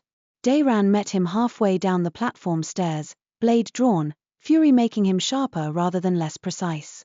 "You should have died in the sanctuary," Dayran hissed. I considered it briefly, Ruvan said, and their swords struck. The duel was not a thing of romance. It was work. Harsh, quick, punishing work under too many witnesses. Dayran fought harder this time because he no longer believed himself observed as a disciplined officer. He fought like naked ambition cornered, drawing on the command-assist lines in his armor to increase reaction and force. For the first few exchanges it served him. He drove Ruvan back one stair, then another, metal shrieking against metal. But Serith, from below, saw the flaw in the light. The command geometry in Dayran's armor had been exposed with everything else. Every upward reinforcement line, every keyed reaction pulse, every coercive enhancement. Once visible, it no longer hid its dependence. The assist curls overfed under stress, forcing more response through his shoulders than his joints could honestly bear. She left the relay cradle and ran for the ladder up into the side maintenance hatch. By the time she emerged beneath the east banner platform, Dayran had nearly driven Ruvan to the central stair landing. The crowd surged and broke around the square's edges, not fully panicked but unstable, everyone watching and deciding at once what side of history they would claim if they survived the hour. Serith saw the pattern and shouted, his right shoulder on the return. Ruvan heard her. On Dayran's next heavy overhand strike, Ruvan met the blow, slid off it rather than contesting strength, and hammered his pommel into the exact shoulder junction where the overfed command lines crossed. The armor seized. Just for a breath. That breath was enough. Ruvan twisted Dayran's sword free, kicked his locked leg out from under him, and sent him crashing hard onto the platform stairs. Dayran tried to rise. The shoulder assist line misfired again. Ruvan knocked the blade from his grasp and held the point of his own at the man's throat. All your discipline, he said, breathing hard, and not 1 ounce of honor. Dayran spat blood and rage. You are nothing without command. Ruvan's answer was quiet enough that only those nearest heard it, but the square had gone so strange and taut that the quiet carried. At last, he said, that is no longer true. He stepped back rather than killing him. That mattered. Serith knew at once it mattered. Every watching face learned something from that restraint. But Serith Vale had not remained still. While Dayran fell and the crowd's certainty fractured, the marshal reached the upper dais and struck his palm against the emergency keystone housing built into the side of his ceremonial throne platform. The square's exposed command lines flared violently. A deep resonance note rolled through the stone beneath Serith's feet. No, she breathed. The marshal's harness answered the housing by igniting in full. The ceremonial beauty of it burned away at once. What remained was monstrous craftsmanship, layer upon layer of stolen sigils and severed keystone channels forced into one warshell built not for balance but domination. Light roared through the plates over his chest, spine, and arms. The dais banners snapped as pressure hit them. 2 nearby display housings burst, showering bronze fragments across the platform. The crowd screamed and recoiled. Tavern shouted something about overload thresholds. No one listened because the marshal had become a walking citadel and the upper square itself had started to groan. Serith Vale's voice rolled across the chaos, amplified now by the harness. You wanted truth. Behold the cost of challenging order. He raised one arm. The command lines blazing across the ceremonial armor ranks answered reflexively, trying to pull every rune-bound soldier in the square into the same movement. Some did move. Some resisted. One man screamed and tore at his breastplate straps as though the metal itself had become a hand on his throat. Serith's mind leapt ahead of fear. If the marshal completed the emergency override through the central housing, every exposed command line in the square could be driven at once. Perhaps the city gates too. Perhaps prison wards. Perhaps enough of the old sanctuary feed remained in the foundations that the backlash would run into the streets. Destroy the housing? Too unstable. Sever the feed? Might blow the square. Restore the vow beneath the chain. Not just in one man. In the system itself, where possible. At least at the keystone joins. She ran. Up the side stair. Across the half-collapsed banner platform. Toward the central dais where the emergency housing fed the marshal's harness and the upper square alike. Serith. Ruvan's voice cut across the chaos. She did not stop. Keep him busy. It was the sort of thing only desperation or trust allowed one to shout to the man one loved in the middle of a public uprising. Ruvan moved before the last word left her mouth. He leapt the final platform stair as Serith Vale brought the harness fully online. The marshal struck first with a force pulse emitted through the plated gauntlet on his left arm. Ruvan twisted aside. The blast hit the platform rail and shattered carved stone into the crowd below. Too much power. Too little control.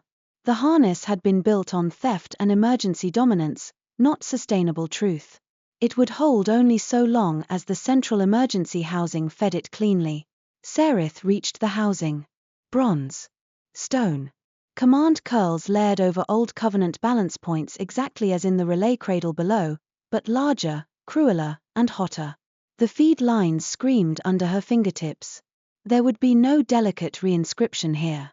Only decisive redirection. She yanked the copper strip from her sleeve and jammed it into the narrow seam beside the emergency latch where the old maintenance key once turned. The strip bent. Held. Her father's canticle key answering his city's worst lie. Below and behind her, steel and force cracked the air as Ruvan met the martial blade to blade. Serith Vale fought with terrifying efficiency, the harness feeding strength and shock absorption through every joint. Yet even as he drove Ruvan backward across the dais, Serith saw the difference between the tyrant and the man who had broken free. Serith believed power meant never yielding. Ruvan yielded where truth required it and therefore did not break where the harness expected him to. Traitor, the marshal snarled, striking high. Ruvan caught the blow and slid under it. You taught me the word. Everything you are was made by my will. No, Ruvan said, breath hard, only the worst parts. Serith twisted the copper strip. The emergency housing screamed. Not in sound. In resonance. A keening vibration shot up her arm, through her shoulder, into her teeth. The old balance points lit beneath the command layers for the first time in years. There. The underlying network still lived. She slashed her all across the exposed join and began drawing the restoration sequence in blood where chalk would never hold on heated bronze. Protect outward. Flow outward. No single hand. No single throne. The marshal sensed it instantly. He turned toward her. That single glance cost him. Ruvan hit him hard across the harness flank, driving him sideways into the carved rail. The impact split one of the outer keystone braces. Light burst from the crack. But Serith did not fall. He swung back with a resonance-charged strike that caught Ruvan across the chest and hurled him to one knee. Serith's heart stopped and restarted all in one beat. The restoration lines in the housing began to answer. Not enough. Not fast enough. The marshal strode toward her, gauntlet lifting for a killing blow. Then every ward banner in the square flared again, not command red, but gold-white. The old balance network, starved and buried, had finally found a path through the exposure lines Serith laid below and above. Not full restoration. Not yet. But enough to refuse singular domination. The emergency housing beneath her hands locked. Serith's harness stuttered. Every stolen keystone join across his chest and arms became visible at once, outlined in hard white light like cracks in ice. Ruvan! Serith shouted. He was already moving. Pain had bent him. Not broken him. He came off one knee with the relentless focus she had seen in ravines, sanctuaries, and caves, crossed the dais in 3 brutal strides, and drove straight for the harness center not with his blade first but with his left forearm bracer braced across the failing keystone spine. The impact rang like an anvil struck. The altered guardian lattice in his body answered the old balance network instead of the command overrides. Serith saw it in one impossible flash, the pale scars at his throat lighting in harmony with the gold-white lines in the housing, not as obedience but as anchored protection. He was holding the backlash. Giving her the heartbeat she needed. Serith drove the awl into the central join and tore downward through the final command curl. The harness came apart. Not exploded. Unmade. Plate by plate, the stolen joins failed where they had been forced rather than fitted. The gauntlet lines went first, then the chest braces, then the back spine housing. Light poured out in sheets and vanished upward, harmless now, drawn back into the broader old network instead of weaponized through one body. Serith Vale staggered as the structure built to make him inevitable dissolved around him into dead metal and cracked stones. He looked suddenly what he had always been under the spectacle, a man who mistook possession for order and fear for loyalty. He reached once for the remains of the harness. No power answered. Ruvan took his sword and laid the point at the tyrant's heart. The square had gone so quiet that the hiss of broken resonance in the bronze housings could be heard from wall to wall. Serith Vale looked from the sword to Ruvan's face, then past him to Serith standing at the ruined housing with blood on her hands and the canticle key bent in the latch. "Do it," the marshal said, voice raw now, stripped of amplification and charm alike. "And prove me right about what power requires." Ruvan did not strike. For a long moment no one moved. Then he said, with a steadiness that reached every listening edge of the square, "No. Today, it answers for what it took." He stepped back. Guards nearest the dais hesitated. Then one removed his helmet and dropped to one knee, not to the marshal, but to the reeves gathering at the stair. Another followed. Others backed away entirely. Tavern climbed the lower platform steps clutching the cloth records like a priest carrying judgment. Oren Calder came with him. Lyra, limping and fierce, had blood on one sleeve and triumph in both eyes. Malin appeared from nowhere with a snapped banner line over one shoulder as if chaos were merely another parcel successfully delivered. The city, seeing its symbol of invincibility brought low and not replaced by a fresh execution, began choosing the harder thing. Not vengeance first. Truth. That choice did not happen cleanly. Some captains fled. Some soldiers ripped off armor in panic. Some crowd not still broke into frightened motion and had to be steadied. There were arrests, injuries, shouted accusations, and once a near riot at the North Arch when rumors outran explanation. But the central lie was gone. Everyone had seen the command geometry surface beneath the state wards. Everyone had seen the marshal's harness built from exposed theft. Everyone had heard Ruvan refuse the old answer. By dusk, Serith Vale was under guard in his own citadel. Not dead. Deposed. Dayran Voss had been taken as well, alive and furious enough to promise future inconvenience from behind bound wrists. Tavern said he looked forward to recording the complaints in detail. The days that followed were not simple. Nothing worth rebuilding ever is. The upper square remained partially closed while Serith, Isel, and 3 surviving honest smiths surveyed the damaged housings and mapped what could be safely unwound from the command lattice without collapsing water gates or emergency ward lines elsewhere in the city. Mines supplying severed keystone stone were sealed under Reeve watch. Sanctuary remnants were catalogued rather than stripped. Soldiers were disarmed in stages, then offered a choice: surrender command-linked armor for ordinary service gear, submit to review, or leave the city under oath not to take arms against the council forming in the marshal's wake. A council, yes. Not a new lord. Oren Calder insisted on that point until his voice went hoarse. Tavern supplied records no tyrant could survive.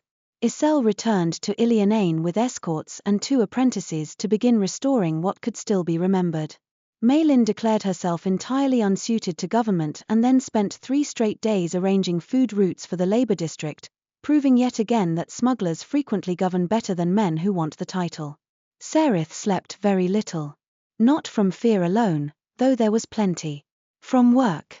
From responsibility. From the dizzying strangeness of touching structures she had spent years helping build and now being asked how to unmake or redeem them. More than once she stopped with tool in hand and thought, I do not deserve to decide this. Each time, someone required an answer anyway. On the 4th evening after the festival, as the last red of sunset lay across the lower walls, Ruvan found her in the old forge annex outside the city proper where confiscated military plate was being sorted for recasting. She stood over a cracked breastplate, chisel in hand, staring at the exposed command lines beneath the decorative statework without actually moving. He came to stand beside her and waited. Eventually she said, I keep thinking of every piece I signed. Ruvan's gaze rested on the breastplate. And every person I carried back in chains. Yes. He was silent a moment. Then, do you know what Tavern told me this morning? She shook her head. He said archives are never pure. That most of his best records were copied from terrible systems by people who wished, however imperfectly, to preserve the truth inside them. A pause. He was trying to be kind. Which on him looks a great deal like condescension wrapped in scholarship. Despite herself, Serith smiled faintly. Ruvan went on. The point, I think, was that the work before and after a turning is rarely clean. Only necessary. She set the chisel down. I am tired of being necessary. Good. His voice gentled. Be wanted instead. She turned then. He had changed in the last days, not into someone unscarred or easy, but into someone standing with less invisible weight bent across his shoulders. Freedom sat strangely on him still, like a new blade balance in an old hand. Yet it suited him. So, she said, because there are moments when the heart requires bluntness, do you still intend to help me vanish? He met her gaze evenly. If you ask it. And if I don't?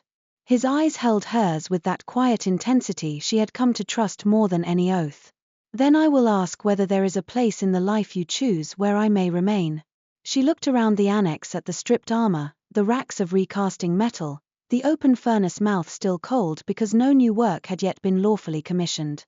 Beyond the doorway lay the road leading east toward Ilianain, west toward villages needing restored floodlines, south toward ordinary people who wanted doors warded against winter rather than prisons keyed to command. I don't want the citadel, she said. Neither do I. I don't want to spend the rest of my life repairing thrones. Nor I. She drew a breath that felt, for the first time in years, like it belonged wholly to her. There's an old forge site near the lower sanctuary road, she said. My father once told me it was built where the stream bend carries resonance cleanly through stone. Small. Too far from the citadel for military use, which is likely why no one bothered with it. Ruvan's expression changed slowly, as if hope itself were a careful thing he feared to bruise by handling too fast. You want to rebuild there? Yes. Her voice steadied as she spoke. Not armor for conquest. Wards for homes. Traveling buckles. Harvest plates. Guardian gear for people who swear freely and understand what they wear. A pause. And perhaps a few gates, if they agree not to become symbolic. He laughed, low and startled and warm. Then the laughter faded, and he stepped closer, not abruptly, not with any presumption. Simply until they stood near enough to feel the change in air between them. That sounds, he said, exactly like the life I asked to stand beside. Serith looked up at him. The forge annex around them smelled of old iron and cooling ash. Outside, voices drifted from the yard where workers sorted salvage by lantern light. The city was still healing. The world was still uncertain. Nothing was finished. That felt, suddenly, less frightening than it once would have. She touched his wrist first. Perhaps because the first real trust between them had once passed through that place in a fight on a ruined slope. Perhaps because she remembered the terrible steadiness of his hand beneath hers in the cave when he chose to let her try.